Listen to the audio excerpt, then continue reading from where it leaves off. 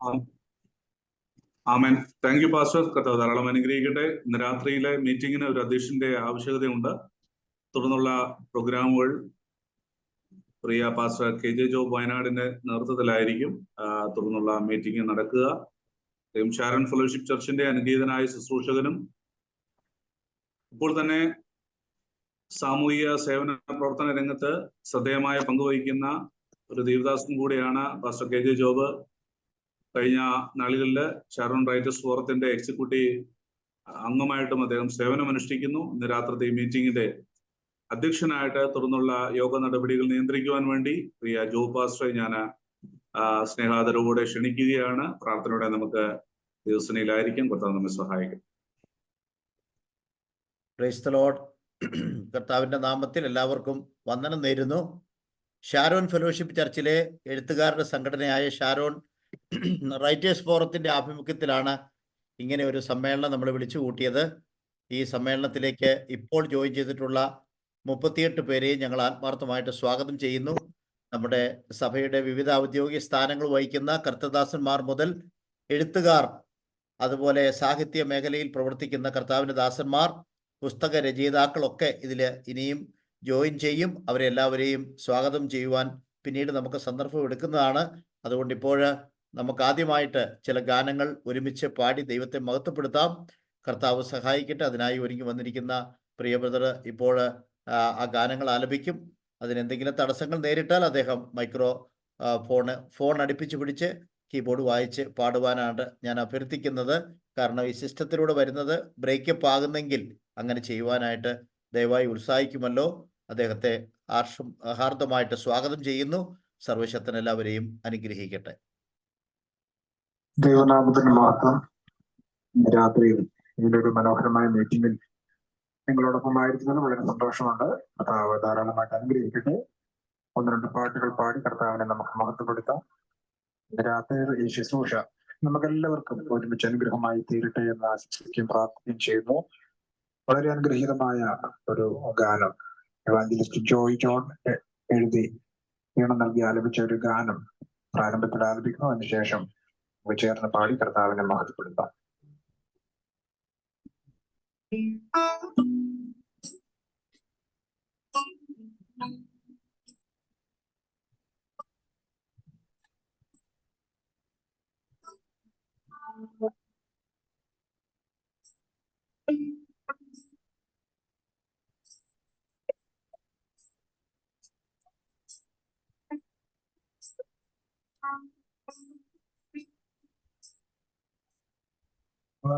വഴികൾ ഓർത്തിടുമ്പോൾ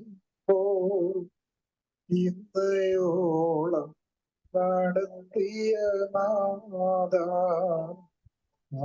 വഴികൾ ഓർത്തിടുമ്പോൾ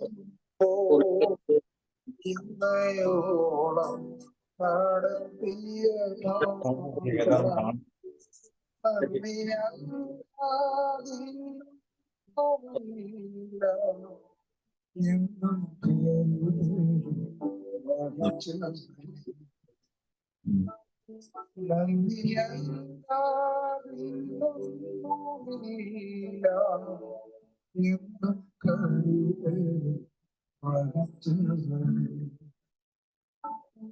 വന്ന വഴികൾ ഓർത്തിടുമ്പോ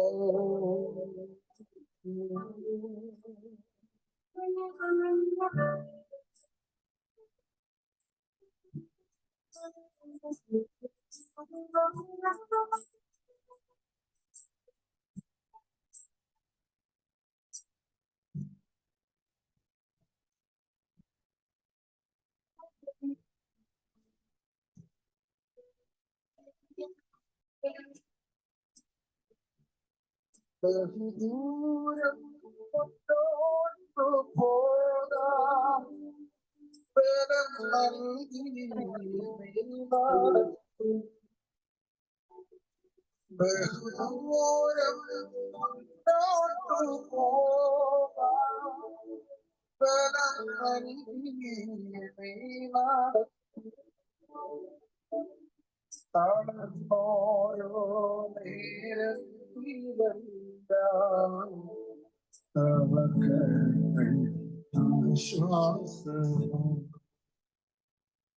തളർന്നോരോ നേരത്തിലല്ല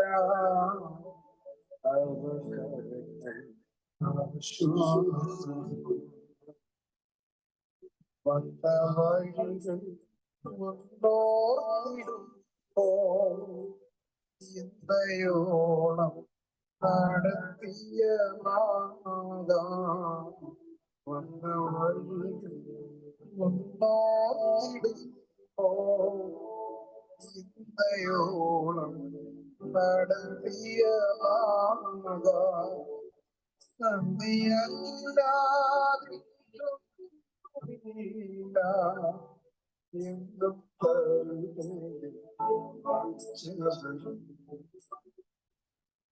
നന്ദിയല്ലാതെ എന്തും മരിച്ചവർ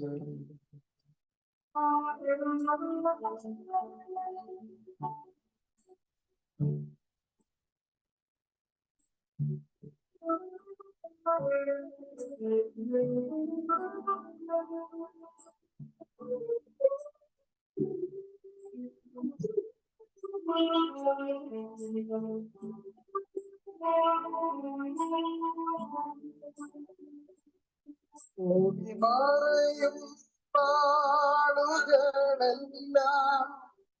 ഓർപ്പിക്കുന്നു കാര്യം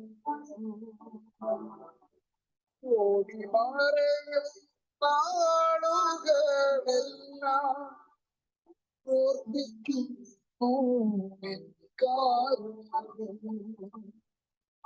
ഓരോ ജീവിത നിമിഷങ്ങളെല്ലാം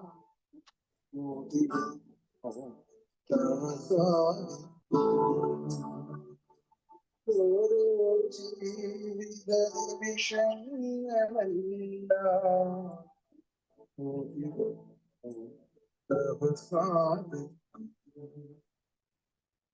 വന്ന വഴികൾ ഒന്നോർത്തിടുമ്പോ ഇന്നയോളം നടത്തിയ നാദ വന്ന വഴികൾ ഒന്നോർത്തിടുമ്പോൾ ഇന്നയോളം നടത്തിയ നാദ നന്ദിയല്ലാതെ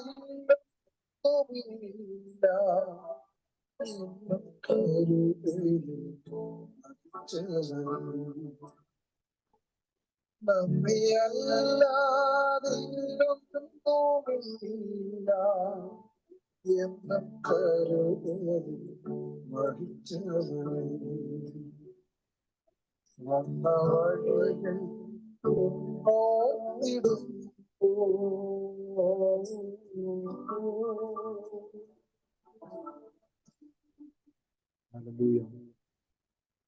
കഴിഞ്ഞ നാളുകളൊക്കെ ദൈവം നമ്മെ നടത്തിയതോർത്ത് ബെനറ്റ് ബ്രദറെ, നമ്മുടെ സൗണ്ട് ഫുള്ള് ബ്രേക്ക് ആവുകയാണേ. അതുകൊണ്ട് താങ്കൾക്ക് ഈ മൈക്രോഫോൺ അടുപ്പിച്ച് പിടിച്ച് കീബോർഡ് മാനുവലി വായിച്ച് പാടാൻ പറ്റുമോ? അങ്ങനെയാണെങ്കിലേ നമുക്ക് കിട്ടുകയുള്ളൂ, അല്ലെങ്കിൽ ഒട്ടും സൗണ്ട് കിട്ടത്തില്ല. അതിൻ്റെ സിസ്റ്റത്തിലൂടെ കയറി വരുമ്പോൾ നമുക്ക് സൗണ്ട് കിട്ടുന്നില്ല.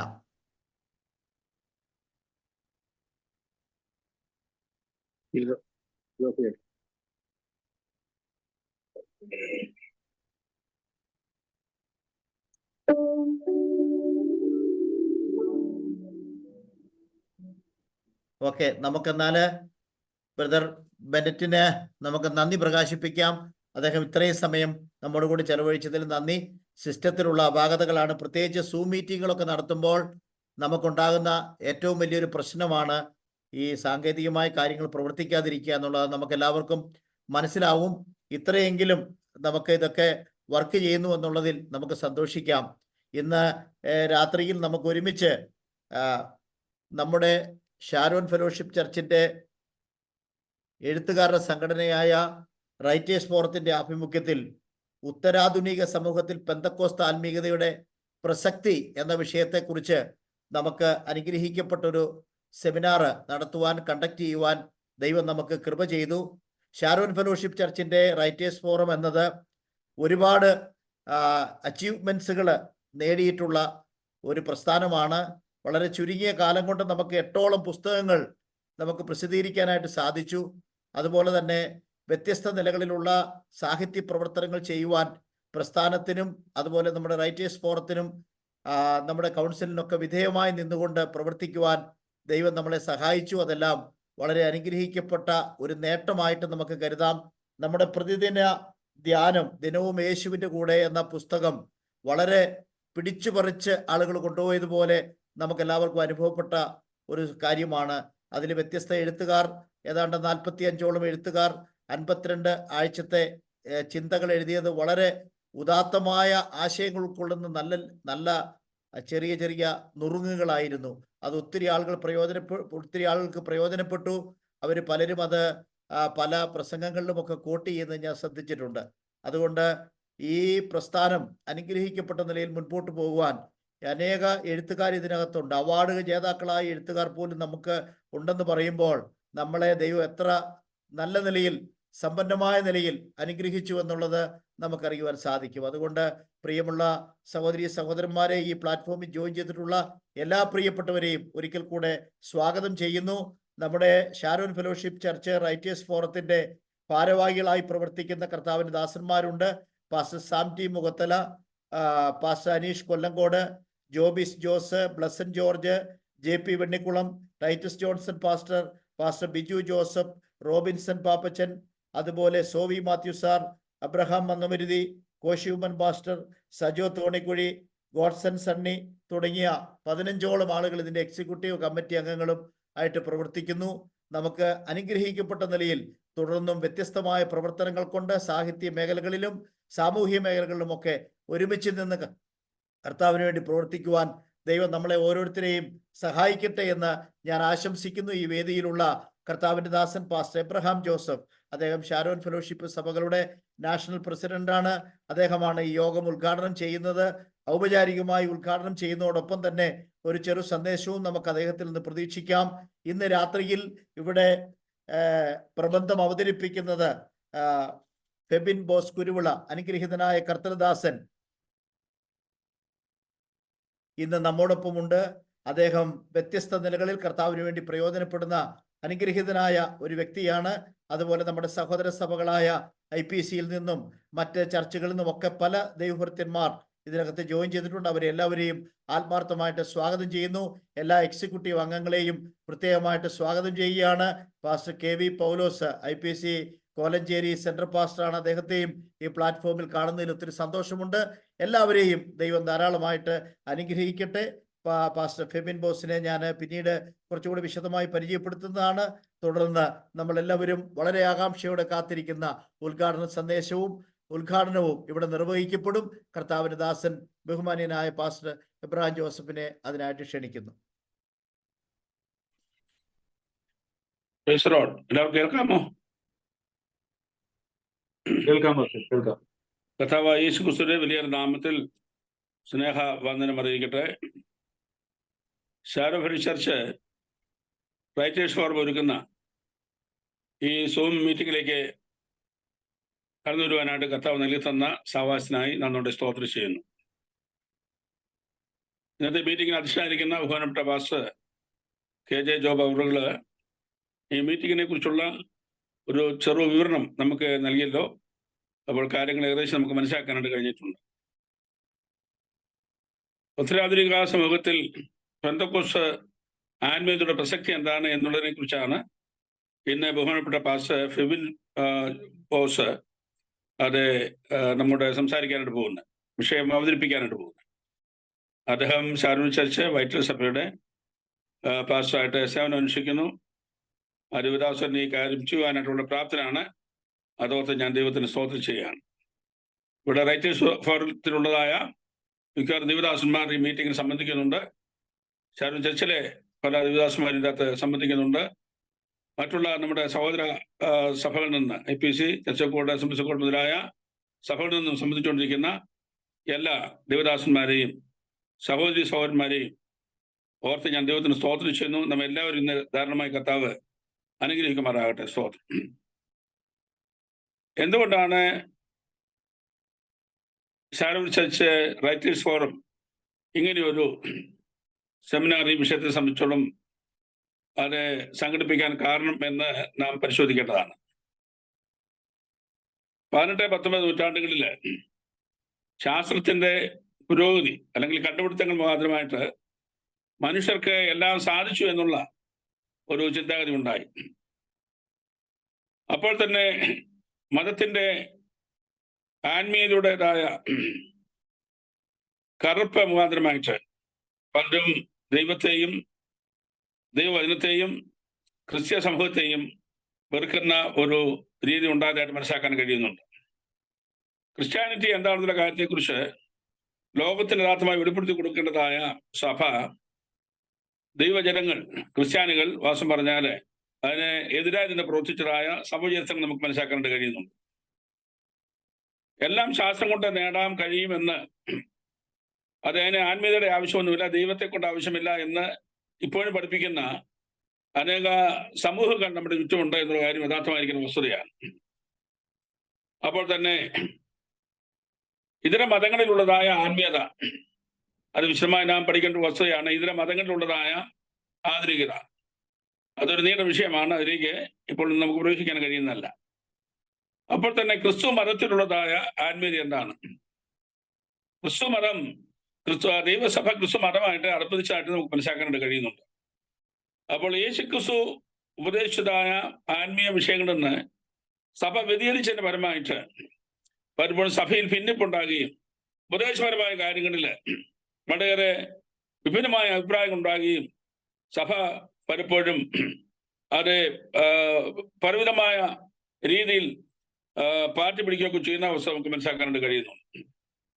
എന്നാൽ ഈ 19-ാം നൂറ്റാണ്ടിന്റെ അവസാനം 20-ാം നൂറ്റാണ്ടിലൂടെയാണല്ലോ പെന്തക്കോസ്ത് സമൂഹം മുൻപോട്ട് വരുന്നത്. പെന്തക്കോസ്ത് സമൂഹം മുൻപോട്ട് വരുമ്പോൾ അവർ പച്ചയായി ദൈവവചനത്തിന് മാത്രമാണ് മുൻതൂക്കം കൊടുത്തിരുന്നത്. മറ്റൊന്നിനേക്കാൾ, പാരമ്പര്യത്തെക്കാൾ, മറ്റുള്ള എന്തെങ്കിലും വിഷയത്തെക്കാൾ ഏറ്റവും പ്രധാനമായി അത് ദൈവവചനം മാത്രം ആത്മീയതയ്ക്ക് ചെയ്യുന്നതാണെന്നുള്ള കാര്യം മനസ്സിലാക്കിക്കൊണ്ട് യേശു ക്രിസ്തുവിനെ പഠിപ്പിക്കൽ, അതുപോലെ തന്നെ അപ്പോസ്തല പിതാക്കന്മാരുടെ പഠിപ്പിക്കൽ, അപ്പോസ്തല പിതാക്കന്മാരുടെ നടപടികൾ മുതലായ കാര്യങ്ങൾ വളരെ വ്യക്തമായിട്ട് അത് ജനങ്ങളെ പഠിപ്പിച്ചു എന്നുള്ള കാര്യം യഥാർത്ഥമായിരിക്കുന്ന വസ്തുതയാണ്. അത് പെന്തക്കോസ്ത് സഭയുടെ ആത്മീയ വിഷയങ്ങളെ സംബന്ധിച്ച് പഠിക്കുമ്പോൾ മാനസാന്തരപ്പെടാത്ത ഒരാളിനെ സംബന്ധിച്ചിടത്തോളം അവരുടെ ജീവിതത്തിൽ ദൈവവുമായിട്ട് ബന്ധപ്പെടുവാൻ കഴിയില്ല എന്നുള്ള ഉപദേശം വളരെ ശക്തമായിട്ട് വേദപുസ്തക ഉപദേശം ആധുനിക ലോകത്തോട് അറിയിക്കാനായിട്ട് നമ്മയാണ് കർത്താവ് എടുത്ത് ഉപയോഗിച്ചത്. ഇന്നും അത് തന്നെ ചെയ്തുകൊണ്ടിരിക്കുന്നു. അതുകൊണ്ട് ഇന്ന് ഈ കാലഘട്ടത്തിൽ നാം അഭിമുഖീകരിക്കുന്നതായ പ്രശ്നങ്ങൾ, ഉപദേശപരമായ കാര്യങ്ങളുണ്ട്, ആത്മീയതയുടേതായ പാളിച്ചകളുണ്ട്, അവിടെ ഭക്തി അതിൻ്റെ അത് കാണാനായിട്ട് കഴിയുന്നുണ്ട്. ഇതിന്റെ നടുവിൽ നേരായ മാർഗത്തിൽ എങ്ങനെ പോകാൻ കഴിയും, സത്യസന്ധമായിട്ട് എങ്ങനെ ജീവിക്കാനായിട്ട് കഴിയും, അത് നമ്മെ വിളിച്ച നാഥനെ എങ്ങനെ പ്രസാദിപ്പിക്കാനായിട്ട് കഴിയും എന്നുള്ള ആ ചിന്താഗതി മനസ്സിലാക്കിക്കൊണ്ട് നമ്മുടെ പെന്തക്കോസ്ത് സമൂഹം ആ കാര്യങ്ങൾ വളരെ വ്യക്തമായി മനസ്സിലാക്കിക്കൊണ്ട് മുൻപോട്ട് പോകേണ്ടത് ഏറ്റവും ആവശ്യമായിരിക്കുന്ന വസ്തുതയാണ്. അപ്പോൾ തന്നെ പെന്തക്കോസ്ത് സമൂഹങ്ങളിൽ സത്യസന്ധമായി വചനം പഠിപ്പിക്കുകയും അതുപോലെ തന്നെ പ്രസംഗിക്കുകയും ജനങ്ങളെ നടത്തുകയും ചെയ്ത പലർക്കും ഈ ആധുനിക കാലഘട്ടത്തിലെ ഉപദേശ വൈകല്യങ്ങൾ ഉണ്ടായതായിട്ട് മനസ്സിലാക്കാനായിട്ട് കഴിയുന്നുണ്ട്. അത് യേശുക്രിസ്തു പഠിപ്പിച്ചതിനേക്കാൾ, അപ്പോസ്തലിക നടപടിയേക്കാൾ, അത് ലേഖനങ്ങളിൽ പറഞ്ഞിരിക്കുന്ന സത്യസമാനിക ഉപദേശത്തെക്കാൾ അവരുടെ കയ്യിൽ നിന്നിട്ട് ചില കാര്യങ്ങൾ അത് കൊണ്ടുവന്ന് ഇന്ന് പെന്തക്കോസ്ത് സംഭവത്തിൽ കലക്കങ്ങൾ ഉണ്ടാക്കുന്നത് കാണാനായിട്ട് കഴിയുന്നുണ്ട്. ഇതെല്ലാം തിരിച്ചറിഞ്ഞുകൊണ്ട് യഥാർത്ഥമായിട്ടുള്ള ആത്മീയത എന്താണ് എന്നുള്ള വസ്തുത നാം മനസ്സിലാക്കി മുൻപോട്ട് പോകാനായിട്ട് ഇങ്ങനൊരു സെമിനാർ സംഘടിപ്പിച്ചോർത്ത് ഞാൻ ദൈവത്തിന് സ്തോത്രം ചെയ്യുന്നു. അത് തീർച്ചയായിട്ടും അത് ഷാരോൺ ഫെഡറൽ ചർച്ച് റൈറ്റേഴ്സ് ഫോറത്തെ ഞാൻ അഭിനന്ദിക്കുന്നു. കർത്താവ് നമ്മളെ സഹായിക്കുമാറാകട്ടെ. ബഹുമാനപ്പെട്ട പാസ്റ്റർ അത് ഇന്ന് ദൈവനെ നമ്മുടെ അന്ന് ഈ വിഷയത്തെ സംബന്ധിച്ച് സംസാരിക്കാനായിട്ട് വന്നിട്ടുണ്ടല്ലോ. അത് ഫെബിൻ ബോസ് അദ്ദേഹം വിഷയം അവതരിപ്പിക്കും. നമുക്ക് കേൾക്കാം, നമുക്ക് പഠിക്കാം. കുറച്ചുകൂടെ നമുക്ക് ആത്മീയ ജീവിതത്തിലേക്ക്, ഉന്നമനത്തിലേക്ക് വരുവാനായിട്ട് നമ്മ എല്ലാവരും കർത്താവ് സഹായിക്കട്ടെ എന്ന് പ്രാർത്ഥിച്ചുകൊണ്ട് പിതാവിന്റെയും പുത്രന്റെയും പരിശുദ്ധനാമത്തിൽ ഈ മീറ്റിംഗ് ഞാൻ ഉദ്ഘാടനം ചെയ്യുന്നു. കർത്താവ് നമ്മെ എല്ലാവരും അനുഗ്രഹിക്കുകയും സഹായിക്കുമാറാകട്ടെ. Thank you. എല്ലാവർക്കും കരങ്ങളടിച്ച് ബാബു പാസ്റ്റർക്ക് നന്ദി പറയാം.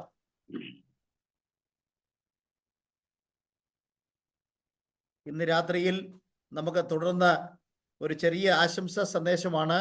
വിവിധ രാജ്യങ്ങളിൽ നിന്ന് ദൈവമക്കള് ദൈവദാസന്മാര് ഈ പ്ലാറ്റ്ഫോമിൽ ജോയിൻ ചെയ്തിട്ടുണ്ട്. UK നിന്ന് പാസ്റ്റർ പ്രൈസ്, അതുപോലെ തന്നെ അമേരിക്കയിൽ നിന്ന് ബ്രദർ ജോൺസൺ ഉമ്മൻ, അദ്ദേഹം ഷാരോൺ ഫെലോഷിപ്പ് ചർച്ചിൻ്റെ നോർത്ത് അമേരിക്കൻ ഷാരോൺ ഫെലോഷിപ്പ് ചർച്ചിൻ്റെ ജനറൽ സെക്രട്ടറിയാണ്. അതോടൊപ്പം തന്നെ അവിടുത്തെ റൈറ്റേഴ്സ് ഫോറത്തിൻ്റെ ചെയർമാനാണ്. അദ്ദേഹം ചില വാക്കുകൾ ആശംസയായിട്ട് നമ്മോടിപ്പോൾ സംസാരിക്കും. അതിനുശേഷം നമ്മൾ വിഷയാവതരണത്തിലേക്ക് കടക്കുകയാണ്.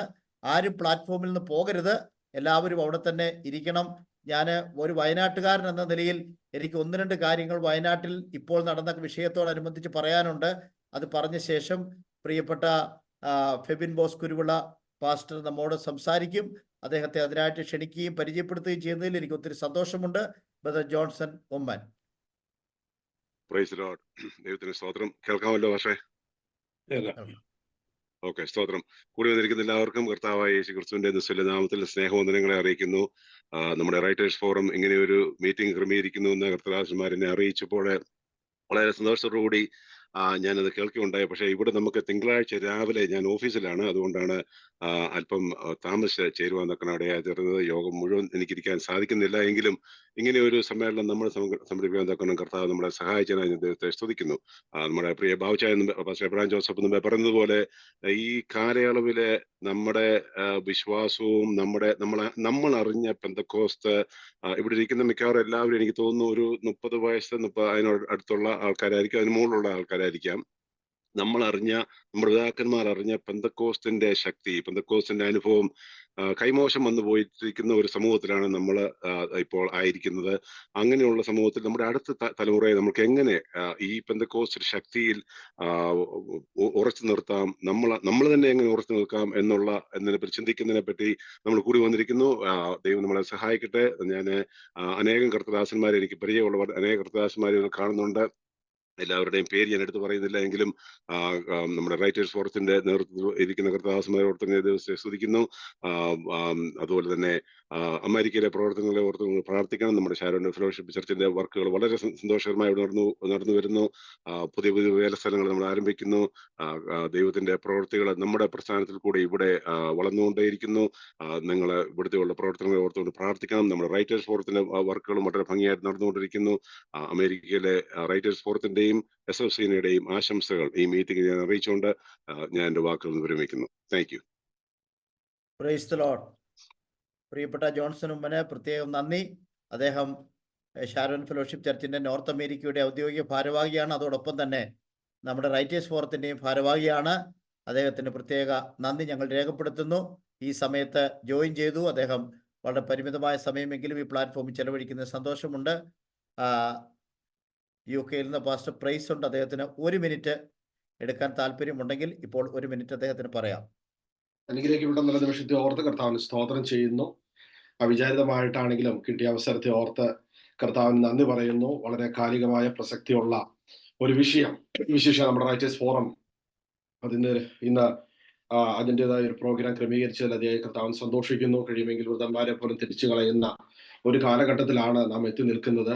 പലപ്പോഴും നമ്മുടെ പുതുതലമുറകൾക്ക് പിതാക്കന്മാർ പിൻപറ്റി പോകുന്ന അല്ലെങ്കിൽ വചനത്തിന്റെ നിർമ്മല സത്യങ്ങൾ, അതിന്റെ യഥാർത്ഥ അന്തസത്ത ഉൾക്കൊള്ളാൻ കഴിയാതെ വഴിതെറ്റിപ്പോകുന്ന ഒരു കാലഘട്ടത്തിലാണ് നാം എത്തി നിൽക്കുന്നത്. ഈ കാലഘട്ടത്തിൽ റൈറ്റേഴ്സ് ഫോറം, അതുപോലെ തന്നെ നമ്മുടെ പ്രസ്ഥാനം ഈ നിലയിലുള്ള സിംബോസിയങ്ങൾ, ഈ നിലയിലുള്ള സെമിനാറുകൾ സംഘടിപ്പിക്കുന്നതിൽ അതിയായി കർത്താവിനെ സന്തോഷിക്കുന്നു. എല്ലാ റൈറ്റേഴ്സ് ഫോറം പ്രവർത്തനങ്ങളെയും മുക്തകണ്ഠം പ്രശംസിക്കുന്നു. സർവകൃപാലുവായ കർത്താവ് നമ്മളെ സഹായിക്കട്ടെ. എല്ലാവിധ ആശംസകളും Sharon fellowship church UK Ireland റീജിയന്റെ അറിയിച്ചുകൊണ്ട് വാക്കുകൾ വിരമിക്കുന്നു. അവസരം നിന്ന റൈറ്റേഴ്സ് ഫോറം ഭാരവാഹികൾക്ക് ഒരിക്കൽ കൂടി നന്ദി. ദയവായി കർത്താവ് നമ്മളെ സഹായിക്കട്ടെ. Thank you pastor price.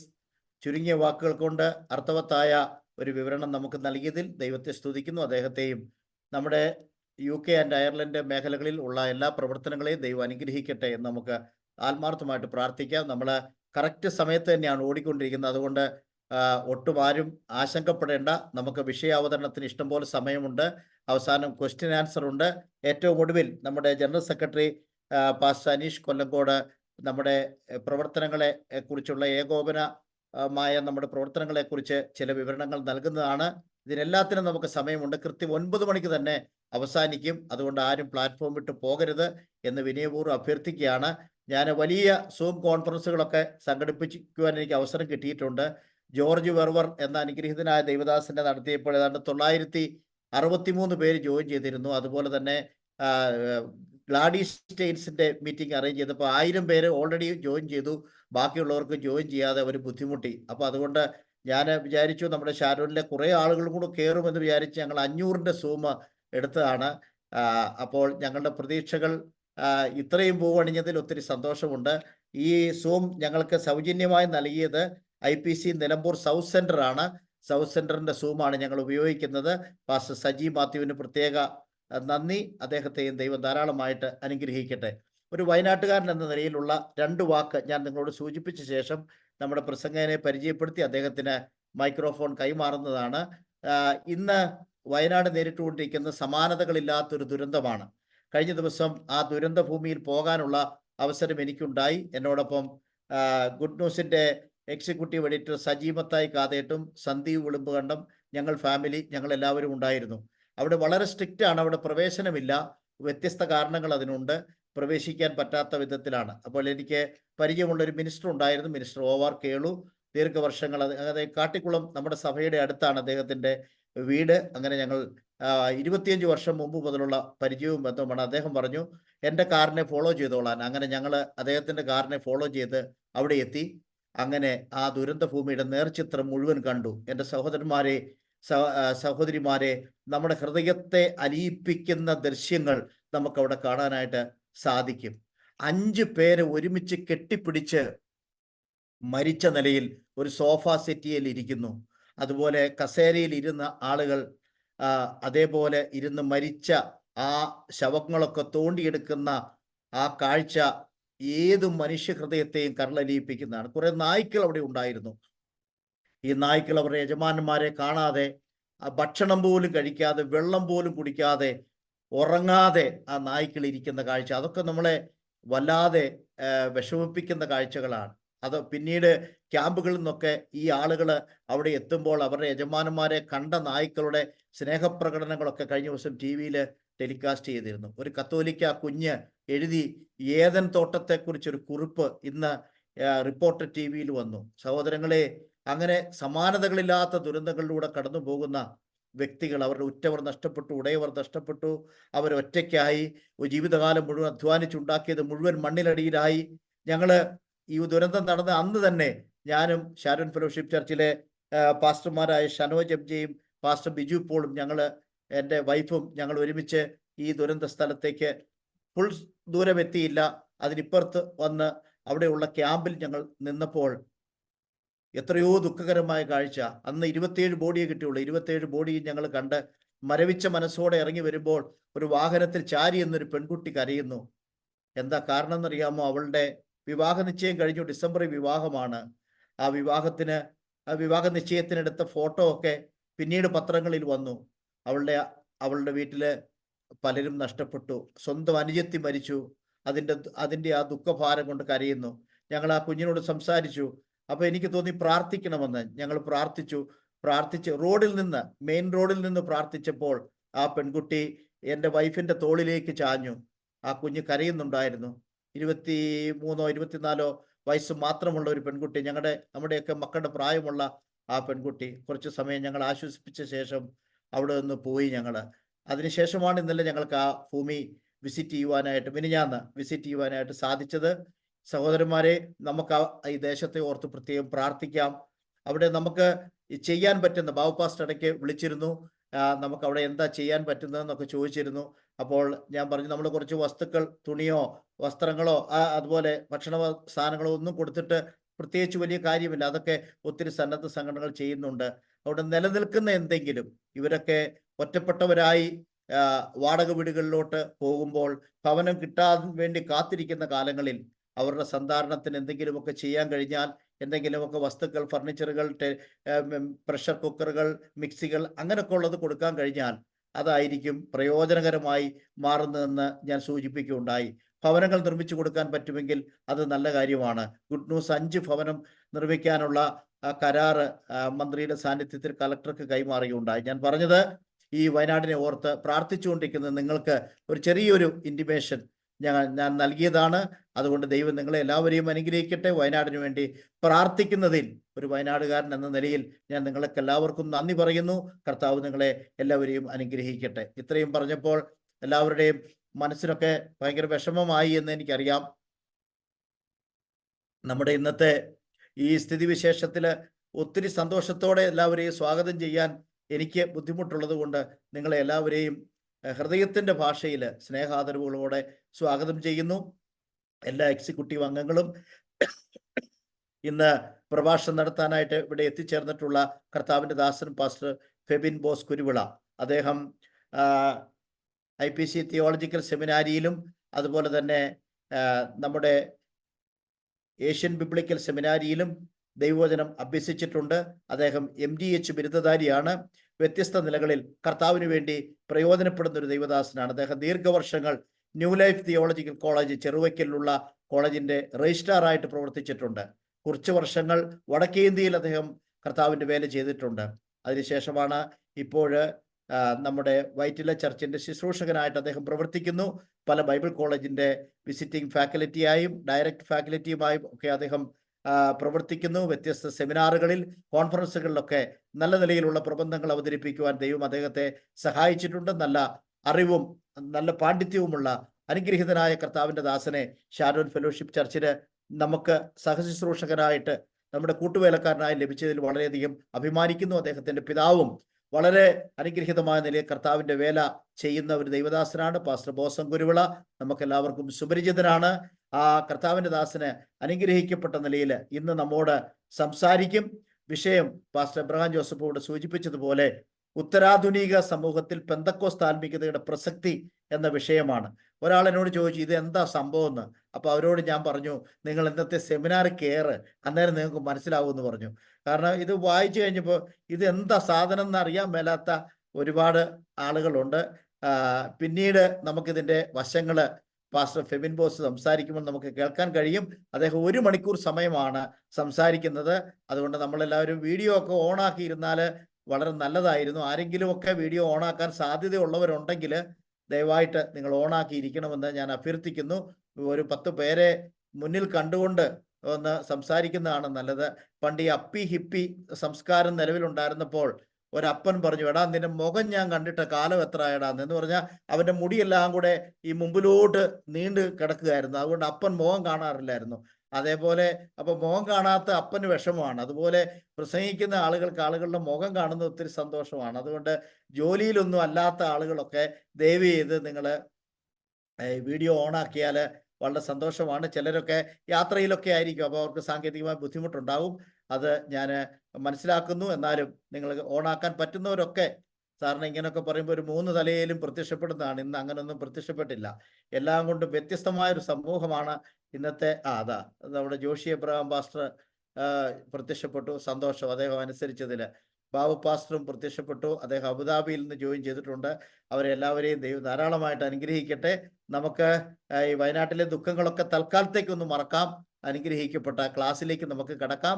നമുക്ക് എല്ലാവർക്കും കരങ്ങളടിച്ച് നമ്മുടെ ബാബു പാസ്റ്റർ ആദ്യം മുതൽ മൈക്കും അതുപോലെ തന്നെ വീഡിയോ ഓണാക്കിയാണ് അദ്ദേഹം ഇരിക്കുക. അത് ഏത് മീറ്റിംഗ് കയറിയാലും ഫുൾ ടൈം വീഡിയോ ഓണാക്കിയിരിക്കും. അത് നമുക്കൊരു പാഠത്തിന് വേണ്ടിയാണ് അദ്ദേഹം ചെയ്യുന്നത്. പക്ഷേ പാഠം നമ്മളിൽ എത്രത്തോളം പ്രാവർത്തികമാകുന്നു എന്നുള്ളത് വ്യത്യസ്തമായൊരു ചിന്താ വിഷയമാണ്.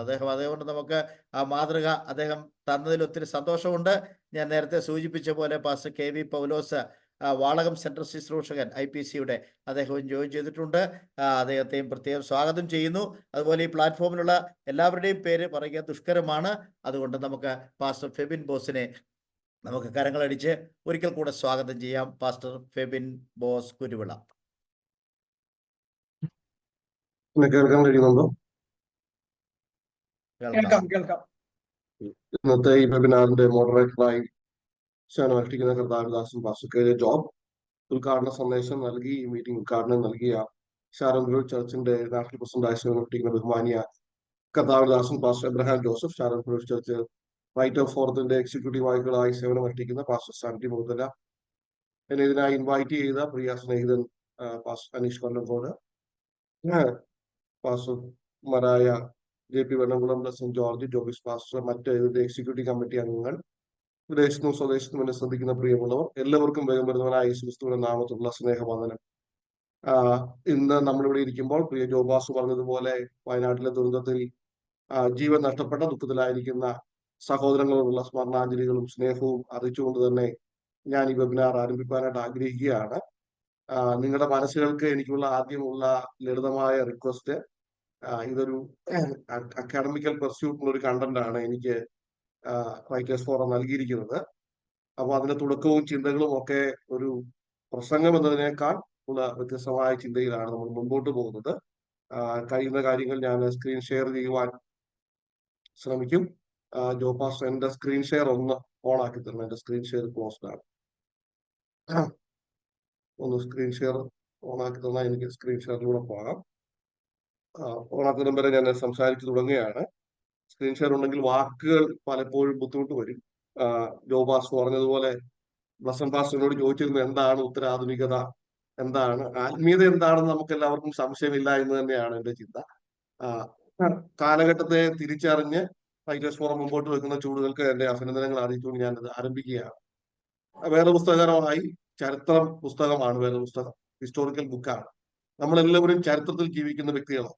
ചരിത്രത്തിന്റെ ഓരോരോ ഏടുകളിൽ ദൈവത്തിന്റെ തെരഞ്ഞെടുപ്പ് അനുസരിച്ച് നമ്മൾ നമ്മുടെ ജീവിതങ്ങളെ മുന്നോട്ട് നയിക്കും. വേദപുസ്തക ചരിത്രം നമ്മൾ മനസ്സിലാക്കുമ്പോൾ എന്താണ് പോസ്റ്റ് മോഡേണിസം എന്നുള്ളത് നമ്മൾ ചിന്തിക്കും. ഉത്തരാധുനികത എന്ന് ചിന്തിക്കുമ്പോൾ ഇന്ന് നമ്മൾ ചിന്തിക്കുമ്പോൾ അല്പം കൂടെ വ്യത്യസ്തമായ ചിന്തകളിലേക്ക് നമ്മൾ കടക്കുന്നതിലേക്ക് കടന്നു. പോസ്റ്റ് മോഡേണിസം എന്ന് പറയുന്നത് കണ്ടംപററി എന്നുള്ളതല്ല, സമകാലികത എന്നുള്ളതല്ല. പലപ്പോഴും ഇന്റർചേഞ്ചബിൾ ആയിട്ട് ആൾക്കാർ ഉപയോഗിക്കാറുണ്ട്. ഒരു ലിറ്റററി ക്രിറ്റിസിസം ഒക്കെ ഉപയോഗിക്കുന്നത് തെറ്റില്ല, എങ്കിൽ പോലും തത്വചിന്താപരമായിട്ടും ദൈവശാസ്ത്രപരമായിട്ടും ഒക്കെ ഉപയോഗിക്കുമ്പോൾ വ്യത്യസ്തമായ പദങ്ങളായിട്ട് തന്നെ ഉപയോഗിക്കുന്നതാണ് നല്ലത്. നമുക്ക് പരിചിതമുള്ള പദം ആധുനികത എന്നുള്ളതാണ്.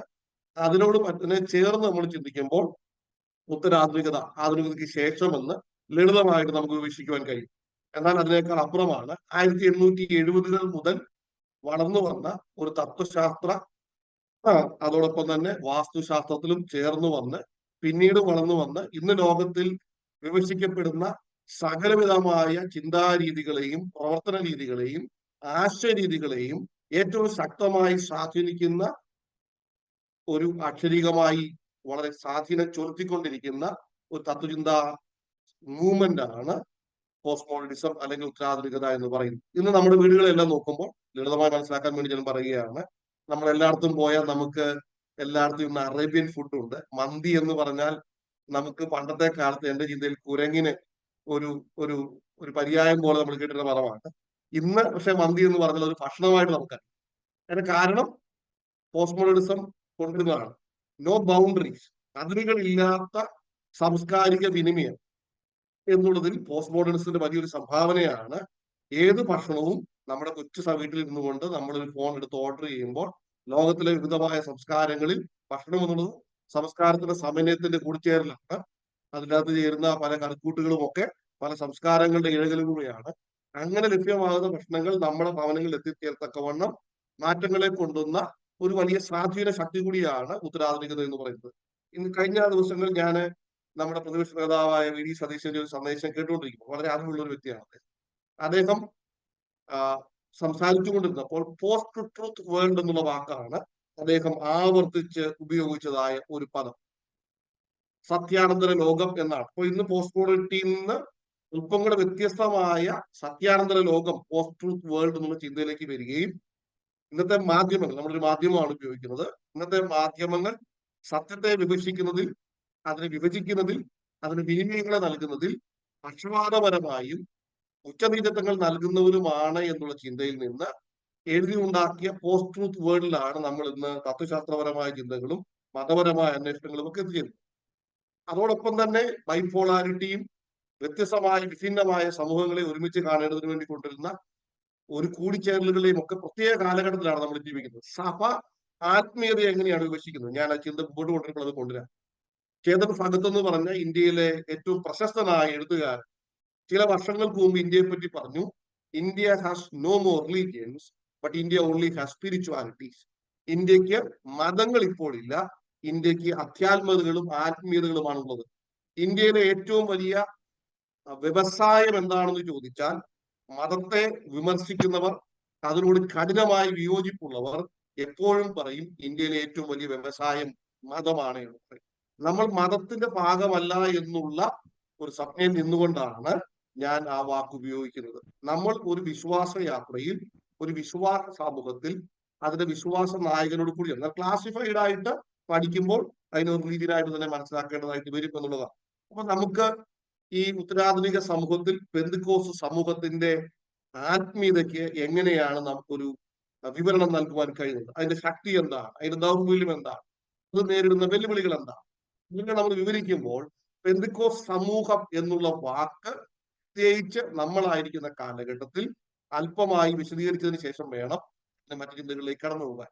ഇവിടെ ഇരിക്കുന്ന ഈ writers forum Sharon fellowship church എന്ന് പറഞ്ഞ പെന്തിക്കോസ്ത് സമൂഹത്തിന്റെ സഭയുടെ ഭാഗമാണ്. നമ്മളെ തന്നെ പരിചയപ്പെടുത്തുന്നത് മലയാളത്തിൽ പാരമ്പര്യ പെന്തിക്കോസ്തുള്ള വാക്ക് ഉപയോഗിക്കും. എത്രത്തോളം അർത്ഥവ്യാപ്തി അതിന് നൽകുവാൻ കഴിയുമെന്ന് ഒരു ചിന്താതീതമായിട്ട് പറയാൻ കഴിയത്തില്ല, അല്ലെങ്കിൽ ഒരു തിയോളജിക്കൽ ഫ്രെയിംവർക്കിൽ പറയാൻ കഴിയത്തില്ല. പക്ഷെ ക്ലാസിക്കൽ പെന്റക്കോസ്റ്റൽ എന്നുള്ള ഇംഗ്ലീഷ് പദം അല്പം കൂടെ അർത്ഥസമ്പുഷ്ടിയുള്ളതാണ്. ക്ലാസിക്കൽ എന്നുള്ള വാക്ക് നിങ്ങൾക്കൊന്ന് മനസ്സിലാക്കാൻ വേണ്ടി, വീരേന്ദ്ര സേവാഗ് ഒരു ക്ലാസിക്കൽ ക്രിക്കറ്റർ അല്ല. വരുന്ന ബോളിനെ അടിച്ചു പറത്തുക എന്നുള്ളതാണ് സൈവാഗിന്റെ മുമ്പിലെ ലക്ഷ്യം. രാഹുൽ ദ്രാവിഡ് ഒരു കോപ്പി ബുക്ക് കളിക്കുന്ന ഒരു ക്രിക്കറ്ററാണ്. അത് ഒരു ക്ലാസിക്കൽ ക്രിക്കറ്ററാണ് നമുക്ക് പറയാൻ കഴിയും. അദ്ദേഹത്തിന്റെ ഫുട് വർക്ക്, അദ്ദേഹത്തിന്റെ ബാറ്റ് ചെയ്യാനുള്ളതായ ടെക്നിക്സ് എല്ലാം ഒരു ക്രിക്കറ്റ് ബുക്ക് എന്ന് പറഞ്ഞാൽ അതിന്റെ പഠിപ്പിക്കുന്ന ഒരു ബുക്കിനെ പോലെയാണ്. അപ്പം യഥാർത്ഥമായ തത്വദീക്ഷതയോടെ അനുരഞ്ജനങ്ങളില്ലാതെ കൃത്യമായി വിഭജിച്ചിരിക്കുന്ന വ്യവസ്ഥകൾക്കനുസരിച്ച് ന്യായവും നിയതവുമായ പ്രമാണങ്ങളോട് കൂടിച്ചേർന്ന് പോകുന്ന ഒരു സമൂഹം എന്നാണ് ക്ലാസിക്കൽ പെന്റക്കോസ്റ്റൽ ചർച്ചസ് എന്നുള്ള വാക്ക് ഉപയോഗിക്കുമ്പോൾ അത് അർത്ഥം നമുക്ക് നൽകുന്നത്. നമ്മുടെ വ്യക്തിപരമായ ജീവിതത്തിൽ പല അനുഭവങ്ങളെയും സബ്ജക്റ്റീവായിട്ട് നമ്മൾ പറയുക, എന്നാൽ ഒബ്ജക്റ്റീവായ ചിന്തയിൽ, വസ്തുനിഷ്ഠപരമായ ചിന്തയിൽ ഒരു സമൂഹത്തെ മനസ്സിലാക്കുമ്പോൾ സമൂഹത്തിന് കൂടിച്ചേർന്ന അടിസ്ഥാന വിശ്വാസ സംജ്ഞകളുണ്ട്. അതിൽ അനുഭവം പിന്നീടാണ് വരുന്നത്. വേദപുസ്തക ചിന്തയിൽ വെളിപ്പാട് എന്നുള്ള ചിന്ത, റെവലേഷൻ എന്ന വാക്ക് വരും. അതിൽ റെക്കോർഡ് ഓഫ് റെവലേഷൻ, നൽകപ്പെട്ട വെളിപ്പാടിന്റെ കാനോനികമായി നമുക്ക് നൽകപ്പെട്ട സത്യവേദ പുസ്തകം, ആ വേദപുസ്തകത്തിൽ നൽകുന്ന വ്യാഖ്യാനങ്ങളോട്, അത് നൽകുന്ന പഠിപ്പിക്കലുകളോട് എത്രയും ക്ലാസിക്കലായി ചേർന്ന് നിൽക്കുന്നു. ഇവിടെ പ്രിയ ബാബു പാസ്റ്റർ സംസാരിച്ചപ്പോൾ ആ വാക്കുകൾ നമുക്ക് വേണ്ടി ഉപയോഗിച്ചു. എങ്ങനെയാണ് വിശ്വാസ സമൂഹം നിലയ്ക്ക് നമ്മൾ അതിന്റെ ഓർത്തഡോക്സിയുള്ള വാക്ക് തന്നെ റൈറ്റ് ഡോക്ട്രിൻ എന്നുള്ളതാണ്, അതിനോട് എങ്ങനെയാണ് ചേർന്ന് നിൽക്കുന്നത് എന്നുള്ളത് വളരെ പ്രാധാന്യമുള്ള കാര്യമാണ്. ഇങ്ങനെയുള്ള ഒരു സമൂഹം എന്ന നിലയ്ക്കാണ് ക്ലാസിക്കൽ പെന്റക്കോസ്റ്റൽ സമൂഹം എന്ന നിലയ്ക്ക് നമ്മൾ അറിയപ്പെടുന്നത്. പെന്തിക്കോസ്റ്റ് സമൂഹം വളർന്നു വന്ന കാലഘട്ടത്തിൽ തന്നെ വൺനെസ് പെന്തിക്കോസ്റ്റ് മുതൽ അസംബ്ലീസ് ഓഫ് ഗോഡിന്റെ സഭയുടെ സ്ഥാപനങ്ങളിൽ തന്നെ അതിനോട് ചേർന്ന് പോകാതെ പോയ സമൂഹങ്ങൾ ഉണ്ടായിരുന്നു. പിന്നീട് പെന്റക്കോസ്റ്റൽ മൂവ്മെന്റ്സിന്റെ വേർബ്സ് എന്ന് വിളിക്കുന്ന, ഓളങ്ങൾ എന്ന് വിളിക്കുന്ന അർത്ഥത്തിൽ വരുന്ന ആ സമയങ്ങൾ വന്നപ്പോൾ നിയോ പെന്റിക്കോസ്റ്റലിസം എന്ന പെന്റിക്കോസ്റ്റൽ മൂവ്മെന്റ് വന്നു. അതിനുശേഷം നമ്മൾ ഇന്ന് വിളിക്കുന്ന കോയിൻഡ് വേർഡായ ന്യൂ ജനറേഷൻ ചർച്ചസ് പോലെയുള്ള മൂവ്മെന്റ് വന്നു. അതിന്റെ ഇടയിൽ പെന്റിക്കോസ്റ്റ് വാക്ക് ഉപയോഗിക്കുന്ന പലവിധമായ ദുരുപദേശ സഭ സംവിധാനം. അതുകൊണ്ടാണ് അതിൽ നിന്ന് വേർതിരിച്ച് കാണുവാൻ വേണ്ടി നമ്മളെ ക്ലാസിക്കൽ പെന്റക്കോസ്റ്റൽ മൂവ്മെന്റ് എന്ന് വിളിക്കുന്നത്. അപ്പൊ ഞാൻ ഇന്ന് നിങ്ങളോട് സംസാരിക്കുന്നത് ക്ലാസിക്കൽ പെന്റക്കോസ്റ്റൽ സ്പിരിച്വാലിറ്റി എന്നുള്ളതാണ്. എന്താണ് സ്പിരിച്വാലിറ്റി? ഇന്ത്യയിൽ സാധാരണ ഉപയോഗിക്കുന്ന പദം മലയാളത്തിൽ നമ്മൾ വിവർത്തനം ചെയ്യുമ്പോൾ ആധ്യാത്മികത എന്നുള്ള പദമാണ്. എന്നാൽ വാക്കുകളിൽ കൂടുതൽ ഉപയോഗിക്കുന്ന പദം ആത്മീയത എന്നുള്ള പദമാണ്. മനുഷ്യനെ ദൈവം സൃഷ്ടിച്ചപ്പോൾ അവൻ ആത്മീയനാണ്, ആത്മ മനസ്സുള്ളവനാണ്, ആത്മീയനാണെന്ന് ചിന്തിക്കുമ്പോൾ അവനെ ദൈവവുമായി കണക്ട് ചെയ്യുന്ന, അല്ലെങ്കിൽ അവന്റെ സൃഷ്ടിതാവുമായി കണക്ട് ചെയ്യുന്ന സംവിധാനം, അതിന്റെ രീതിയാണ് ആത്മീയ എന്ന ലളിതമായ വാക്കുകൾ നമുക്ക് ഉപയോഗിക്കുന്നത്. അതിന്റെ ഡെഫിനിഷനിലേക്ക് നമ്മൾ പിന്നീട് മുന്നോട്ട് പോകും. ഞാൻ ഈ ക്ലാസ് എടുക്കുമ്പോൾ എനിക്ക് നൽകിയ ആ ഗൈഡ് ലൈനോട് ചേർന്നാണ് ഞാൻ പോകുവാനായിട്ട് ആഗ്രഹിക്കുന്നത്. അതുകൊണ്ട് നമ്മൾക്ക് എപ്പോഴും മനസ്സിലാക്കുവാൻ കഴിയുന്ന ഒരു പ്രാധാന്യമുള്ളതായ ഒരു കാര്യം, വ്യക്തിപരമായി സുവിശേഷ സംബന്ധമായി നിൽക്കുന്ന ഒരു മൂവ്മെന്റായി പെന്തിക്കോസ്റ്റ് സമൂഹത്തെ മനസ്സിലാക്കുന്നവരുണ്ട്. ആത്മാവിന്റെ പ്രവർത്തനങ്ങളെ ചേർന്ന് പോകുന്ന ഒരു മൂവ്മെന്റ് ആയിട്ട് മനസ്സിലാക്കുന്നവരുണ്ട്. ഞാനൊന്ന് സ്ക്രീൻ ഷെയർ ഒന്ന് എടുക്കാനായിട്ട് ശ്രമിക്കുകയാണ്. ഒരു നിമിഷം.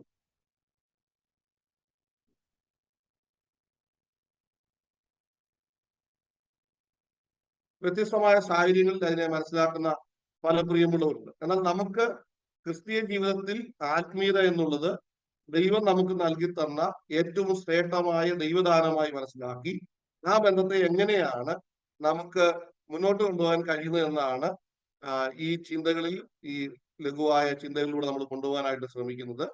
അതുകൊണ്ട് അതിനുവേണ്ടിയുള്ളതായ ചിന്തകളായതുകൊണ്ട് എനിക്ക് നൽകിയ ആ ഒരു ഡെഫിനിഷൻ എങ്ങനെ ആദ്യം നമുക്ക് ഒരു സമൂഹത്തെ മനസ്സിലാക്കുവാൻ കഴിയും, അതിനുശേഷം ആ സമൂഹത്തിൽ എങ്ങനെയാണ് ദൈവപ്രവർത്തനങ്ങൾ ദൈവം നൽകുന്നത് എന്നുള്ളതിനെ മനസ്സിലാക്കിക്കൊണ്ടാണ്.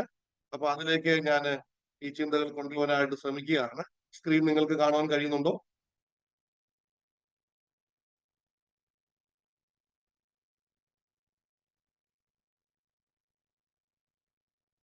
കാണാം സാറേ. Okay, thank you. അപ്പൊ നമ്മൾ ഒന്നാമത് ചിന്തിക്കുന്നത് സമൂഹം എന്നുള്ളതിനെ പറ്റിയാണ്. അപ്പം സമൂഹത്തെ നമുക്ക് പല രീതിയിൽ സോഷ്യോളജിക്കൽ സ്റ്റഡീസിലും പല രീതിയിൽ മനസ്സിലാക്കുവാനായിട്ട് കഴിയും. എന്തുകൊണ്ട് നമ്മൾ സമൂഹത്തെ പഠിച്ചുകൊണ്ട് ഈ ചിന്ത ആരംഭിക്കുന്നു? നമ്മുടെ സമൂഹം എന്ന നിലയ്ക്ക് പെന്തക്കോസ്ത് സമൂഹത്തിലേക്ക് ഒരു ഓർത്തഡോക്സ് സമൂഹമായി, ഒരു റൈറ്റ് വിങ് സമൂഹമായി, ഒരു കൺസർവേറ്റീവ് സമൂഹമായി, പാരമ്പര്യ സമൂഹമായി നമ്മൾ അറിയപ്പെടുമ്പോൾ ഇന്ന് വന്ന കാലഘട്ടങ്ങളുടെ പരിവർത്തനങ്ങളിലൂടെ, ചരിത്രത്തിന്റെ ഗതിവിധിയിലൂടെ വന്ന ഈ സമൂഹത്തെ നമ്മൾ പോസ്റ്റ് മോഡേൺ സൊസൈറ്റിയുടെ കൂടെ നിൽക്കുമ്പോൾ കാലം വിട്ട് നമുക്ക് പുറകോട്ട് കടക്കാൻ കഴിയത്തില്ല. നമുക്ക് ലോകത്ത് നിന്ന് ഓടി വിളിക്കുവാൻ കഴിയത്തില്ല. ഈ സമൂഹത്തിൽ നിന്ന് പണ്ട് സന്യാസിമാർ ചെയ്തതുപോലെ മരുഭൂമിയിലേക്ക് പോയി പീഠങ്ങൾ ഉണ്ടാക്കിയോ പില്ലറുകൾ കടന്നോ താമസിക്കാൻ നമുക്ക് കഴിയത്തില്ല. നമ്മളെ ഈ സമൂഹത്തിന്റെ ഉപ്പും വെളിച്ചവുമായി നമ്മുടെ നാഥനാക്കി വെച്ചിരിക്കുമ്പോൾ അത് എങ്ങനെയാണ് ചെയ്യാൻ കഴിയുന്നത്? നമ്മൾ സമൂഹത്തെ പരിശോധിക്കുമ്പോൾ ഒരാൾ സാമ്പത്തികമായ രീതിയിലാണ് നോക്കുന്നതെങ്കിൽ, എക്കണോമിക്കൽ പെർസ്പെക്റ്റീവിലാണ് നോക്കുന്നതെങ്കിൽ, ഉപജീവനത്തിലാണെന്ന് നോക്കുന്നതെങ്കിൽ പഴയ കാലഘട്ടത്തിലെ സമൂഹങ്ങളെ മുതൽ വേട്ടയാടുന്നവർ, ഹണ്ടേഴ്സ്, ഷെപ്പേർഡ്സ്, അഗ്രികൾച്ചർ സൊസൈറ്റി നമ്മൾ വിളിക്കുന്ന കൃഷിക്കാർ, അതിനുശേഷം ഇന്നത്തെ കാലഘട്ടത്തിൽ വന്ന നമ്മൾ ചിന്തിക്കുന്ന മോഡേൺ സമൂഹം, ആധുനിക സമൂഹത്തിന്റെ ഇൻഡസ്ട്രിയലൈസേഷൻ, വ്യവസായവൽക്കരണം, ഇതിനുശേഷമുള്ള എല്ലാ സമൂഹങ്ങളും നമ്മൾ ഉൾപ്പെടെയുള്ള ഈ പോസ്റ്റ് മോഡേൺ സൊസൈറ്റി ഉൾപ്പെടെ എല്ലാ സമൂഹങ്ങളെയും വ്യവസായിക അനന്തര സമൂഹങ്ങൾ എന്നാണ് വിളിക്കുന്നത്. Post industrialised world society. നമ്മൾ എല്ലാവരും ആ സമൂഹത്തിന്റെ ഭാഗമായിട്ടാണ് ജീവിക്കുന്നത്. നമ്മുടെ തലമുറകൾ ആദ്യം ഒന്ന് നോക്കിയാൽ മതി, വേഗം അത് മനസ്സിലാകും. വേട്ടയാടുന്നവർ, അവർക്ക് ആയുധങ്ങളില്ലായിരുന്നു. പർവ്വതങ്ങളിൽ നിന്നോ മലകളിൽ നിന്നോ പൊട്ടി വീണ കല്ലുകൾ, അതിന്റെ മൂർച്ചയുള്ള വശങ്ങളെ ഉപയോഗിച്ചുകൊണ്ട് മൃഗങ്ങളെ കൊന്നുകൊണ്ട് അതിനെ ഭക്ഷണമാക്കിക്കൊണ്ടാണ് അവർ ആരംഭിച്ചത്. ഇടയന്മാർ എന്ന് പറയുമ്പോൾ പ്രാധാന്യമുണ്ട്. സെറ്റിൽഡ് കമ്മ്യൂണിറ്റി, അവർ കാടുകൾ ഉണ്ടായിരുന്നത് കൊണ്ട്, മൃഗങ്ങൾ ഉണ്ടായിരുന്നത് കൊണ്ട് അതിനെ പോറ്റി പുറത്തേണ്ടതിന് വേണ്ടി പാസ്റ്റർ ലാൻഡുകളിൽ അവർക്ക്, മൃഗങ്ങൾക്ക്, പ്രാണികൾക്ക് അവർക്ക് തന്നെ ജീവിക്കാൻ വസ്തുവകകൾ ലഭ്യമാകുന്ന ഇടങ്ങളിൽ അവർ താമസിച്ചു തുടങ്ങി. സെറ്റിൽഡ് കമ്മ്യൂണിറ്റിയിലേക്ക് വേണ്ടിയുള്ള ഉറപ്പിക്കപ്പെട്ട സമൂഹങ്ങളിലേക്കുള്ള തുടക്കങ്ങൾ അവിടെ ആരംഭിച്ചു. കൃഷിക്കാരായപ്പോഴത്തേന് സീസണൽ, ഓരോ സീസണിൽ വെയിറ്റ് ചെയ്ത് നിൽക്കേണ്ടതായിട്ട് വന്നു. അതിനനുസരിച്ച് അവരുടെ ചുറ്റിലും ഭവനങ്ങളെയും ആവാസ വ്യവസ്ഥകളെയും പണിയെടുക്കുവാനായിട്ട് അവർക്ക് കഴിഞ്ഞു. അവരിൽ നിന്ന് കുടിൽ വ്യവസായങ്ങളും സമൂഹങ്ങളും, ആർട്ടിസാൻസ്, ആർട്ടിക്രാഫ്റ്റ്സ് ഒക്കെ വന്നു. ശേഷം പിന്നീട് നമ്മൾ അറിഞ്ഞതുപോലെ 17-18 നൂറ്റാണ്ടുകൾക്ക് ശേഷം വരുന്ന വ്യവസായവൽക്കരണമാണ്. വ്യവസായവൽക്കരണമാണ് മനുഷ്യന്റെ യാത്രയ്ക്ക് ഗതിവേഗം നൽകിയത്. അതിനുശേഷം ഇൻഡസ്ട്രിയോടുകൂടി ടെക്നോളജി കൂടി ചേർത്തുകൊണ്ട് വ്യവസായികാന്തര സമൂഹം വളരെ വേഗത്തിലേക്ക് മനുഷ്യന്റെ ജീവിതത്തെ മാറ്റുവാനായിട്ട് ഇടയായിട്ടുണ്ട്. നമ്മൾ ഒരു സോഷ്യൽ വ്യൂവിൽ നിന്ന്, ഫാമിലിയൽ വ്യൂവിൽ നോക്കുകയാണെങ്കിൽ നമുക്ക് എങ്ങനെയാണ് മനുഷ്യർ മാറിയെന്ന് മനസ്സിലാക്കാൻ കഴിയും. അതിലൂടെ മനുഷ്യൻ സമൂഹങ്ങളിൽ ബാൻഡ്സ് ഓഫ് പീപ്പിൾ, നമ്മൾ ആദ്യത്തെ ആൾക്കാരെയൊക്കെ വിദേശ രാജ്യങ്ങളിലൊക്കെ ബാൻഡായിട്ടാണ് വിളിച്ചത്. ഒരുമിച്ച് കൂടി നടന്ന ഒരു സമൂഹമായിട്ട് നടന്നു. നമ്മൾ കൗബോയ്സിനെ വിളിക്കുന്നു. വാക്കുകളൊന്നും പെട്ടെന്ന് മനസ്സിലാക്കാനാണെങ്കിൽ ബാൻഡുകളുടെ ഇടയിൽ കൗബോയ്സ് ഉണ്ടായിരുന്നു. പിന്നീട് അവർ ഗോത്രങ്ങളും ക്ലാൻസുമായിട്ട് മാറി. അതിനുശേഷം അവർക്ക് ഹെഡ്സ് ഉണ്ടായി. അതിൽ നിന്ന് ലാൻഡ് ലോഡ് സിസ്റ്റം ഉണ്ടായി, സെമിനാരി സംവിധാനം ഉണ്ടായി. അതിൽ നിന്ന് അവർ ഒരുമിച്ച് കൂടി ഒരേപോലെ ഉള്ളവരും അവരുടെ കൂടെ നിൽക്കുന്നവരും ചേർന്ന് പ്രൊവിഷണൽ സ്റ്റേറ്റുകൾ, സംസ്ഥാനങ്ങൾ ഉണ്ടായി. ആ പ്രൊവിഷണൽ സ്റ്റേറ്റുകളിൽ നിന്ന് മനുഷ്യൻ നാഷണൽ സ്റ്റേറ്റുകളായി, ഇന്ത്യ പലവിധമായ സ്റ്റേറ്റുകൾ കൂടിച്ചേർന്ന് ഇന്ത്യ യൂണിയനായി തീർന്നതുപോലെ പലവിധമായ സ്റ്റേറ്റുകൾ ഒരുമിച്ച് വന്ന് സംസ്ഥാനങ്ങൾ, രാജ്യങ്ങളായി തീർന്ന അവസ്ഥയിലേക്ക് മാറി. അതിൽ നമ്മളിപ്പോൾ നോക്കുന്നത് ഒരു പാരമ്പര്യ സമൂഹം എന്തായിരുന്നു എന്നുള്ളതാണ്. ട്രഡീഷണൽ സൊസൈറ്റിയെ മനസ്സിലാക്കുന്നത് നമ്മുടെ ഉദാത്തമായ വാല്യൂ എങ്ങനെയായിരുന്നു എന്നുള്ളതിനെ മനസ്സിലാക്കുവാനും, നമുക്ക് ഒരിക്കലും പാരമ്പര്യ സമൂഹമായി, ഏറ്റവും പഴയ സമൂഹമായി മാത്രം നിൽക്കുവാൻ കഴിയത്തില്ല. ഇതിനെ മനസ്സിലാക്കുന്നത് സ്ഥിരമായ പല മൂല്യ സംവിധാനങ്ങളും നമുക്ക് എന്തുകൊണ്ട് പ്രാധാന്യമുള്ളതാണ് എന്ന് മനസ്സിലാക്കുവാൻ സഹായകരമാണ്.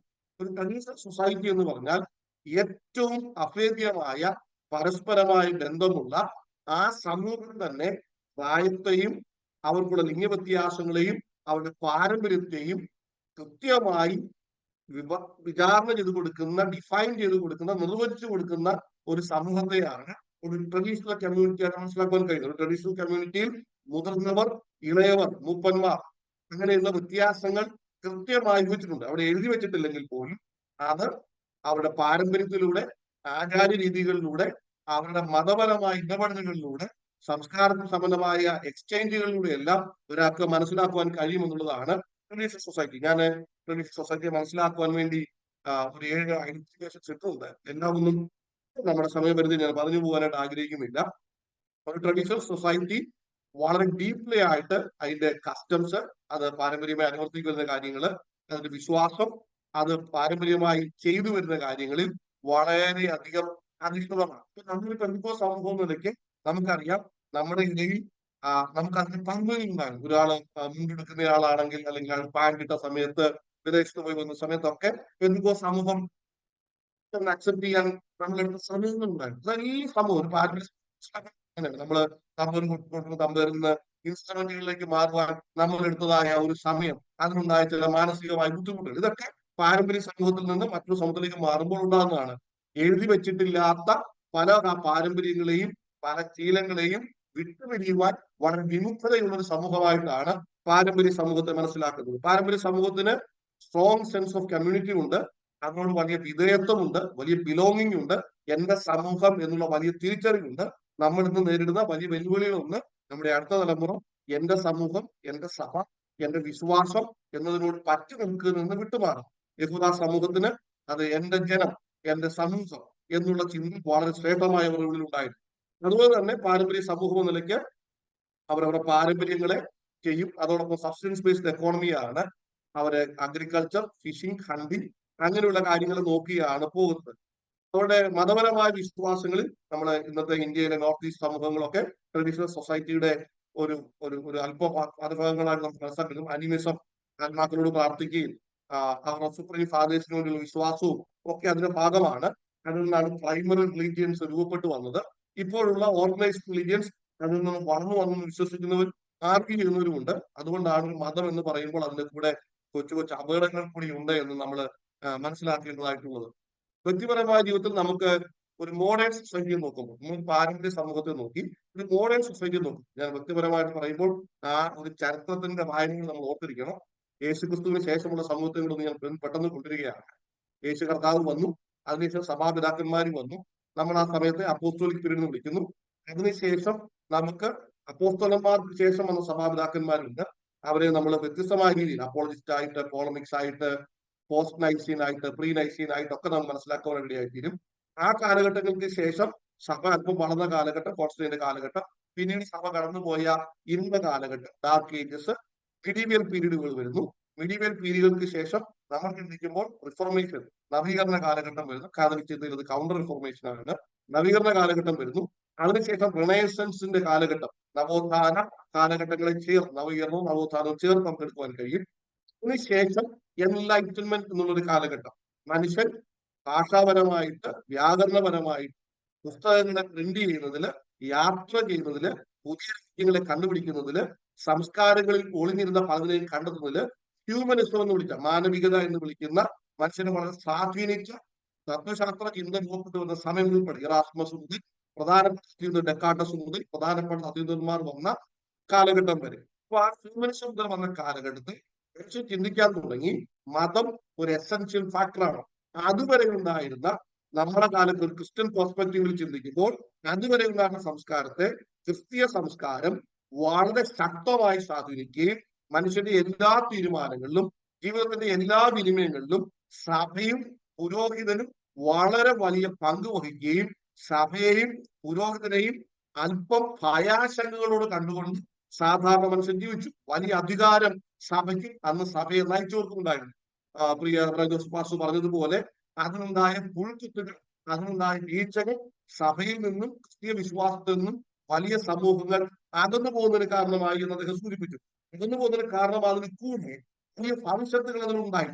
റഷ്യ പോലത്തെ വലിയ രാജ്യത്ത് ഇന്ന് ഒരു മോഡേൺ സൊസൈറ്റി രൂപപ്പെട്ടു വരുമ്പോൾ അന്നത്തെ മതപുരോഹിത വൃത്തത്തിനും അന്നത്തെ ക്രിസ്തീയ സമുദായത്തിനും സമൂഹത്തിനും അവിടെ ഉണ്ടായിരുന്നതായ കഷ്ടപ്പെടുന്ന ജനങ്ങളുടെ കൂടെ, പീഡിത സമൂഹത്തിന്റെ കൂടെ നിൽക്കുവാൻ കഴിയത്തില്ല എന്ന് തോന്നിയപ്പോൾ കാറൽ മാർക്സിലൂടെ, എംഗൽസിലൂടെ ഉളവായി വന്ന കമ്മ്യൂണിസം എന്ന് പറഞ്ഞ പൊതുചിന്ത, മനുഷ്യന്റെ ഒട്ടോണമിയെയും സ്റ്റേറ്റിന്റെ പവറിനെയും അധികാരം നൽകുന്ന സ്റ്റേറ്റിനെയും പുതിയ വിവക്ഷ നൽകിയതുകൊണ്ട് ഇന്നും ലോകത്തിലെ ഏറ്റവും അധികം പോപ്പുലേഷൻ ഉള്ള, ജനസംഖ്യയുള്ള രാജ്യങ്ങളിലൊന്നായ ചൈനയെയും, നമ്മുടെ ഏറ്റവും ഞെരുക്കമെന്ന് നമ്മൾ പറയുന്ന നോർത്ത് കൊറിയ പോലത്തെ രാജ്യങ്ങളെയും, ലോകത്തിലെ ഏറ്റവും മനോഹരം നമ്മൾ ചിന്തിക്കുന്ന നമ്മുടെ സ്വന്തം നാടായ കേരളത്തെയും ഭരിക്കുന്ന ഒരു സംവിധാനമായി, ഒരു ഭരണ സംവിധാനമായി, ഒരു തത്വചിന്തയായിട്ട് കമ്മ്യൂണിസം അവശേഷിച്ചത് വളർന്നപ്പോൾ അതിൽ സഭയ്ക്കുണ്ടായ പരാജയം വളരെ പ്രാധാന്യമുള്ളതാണ്.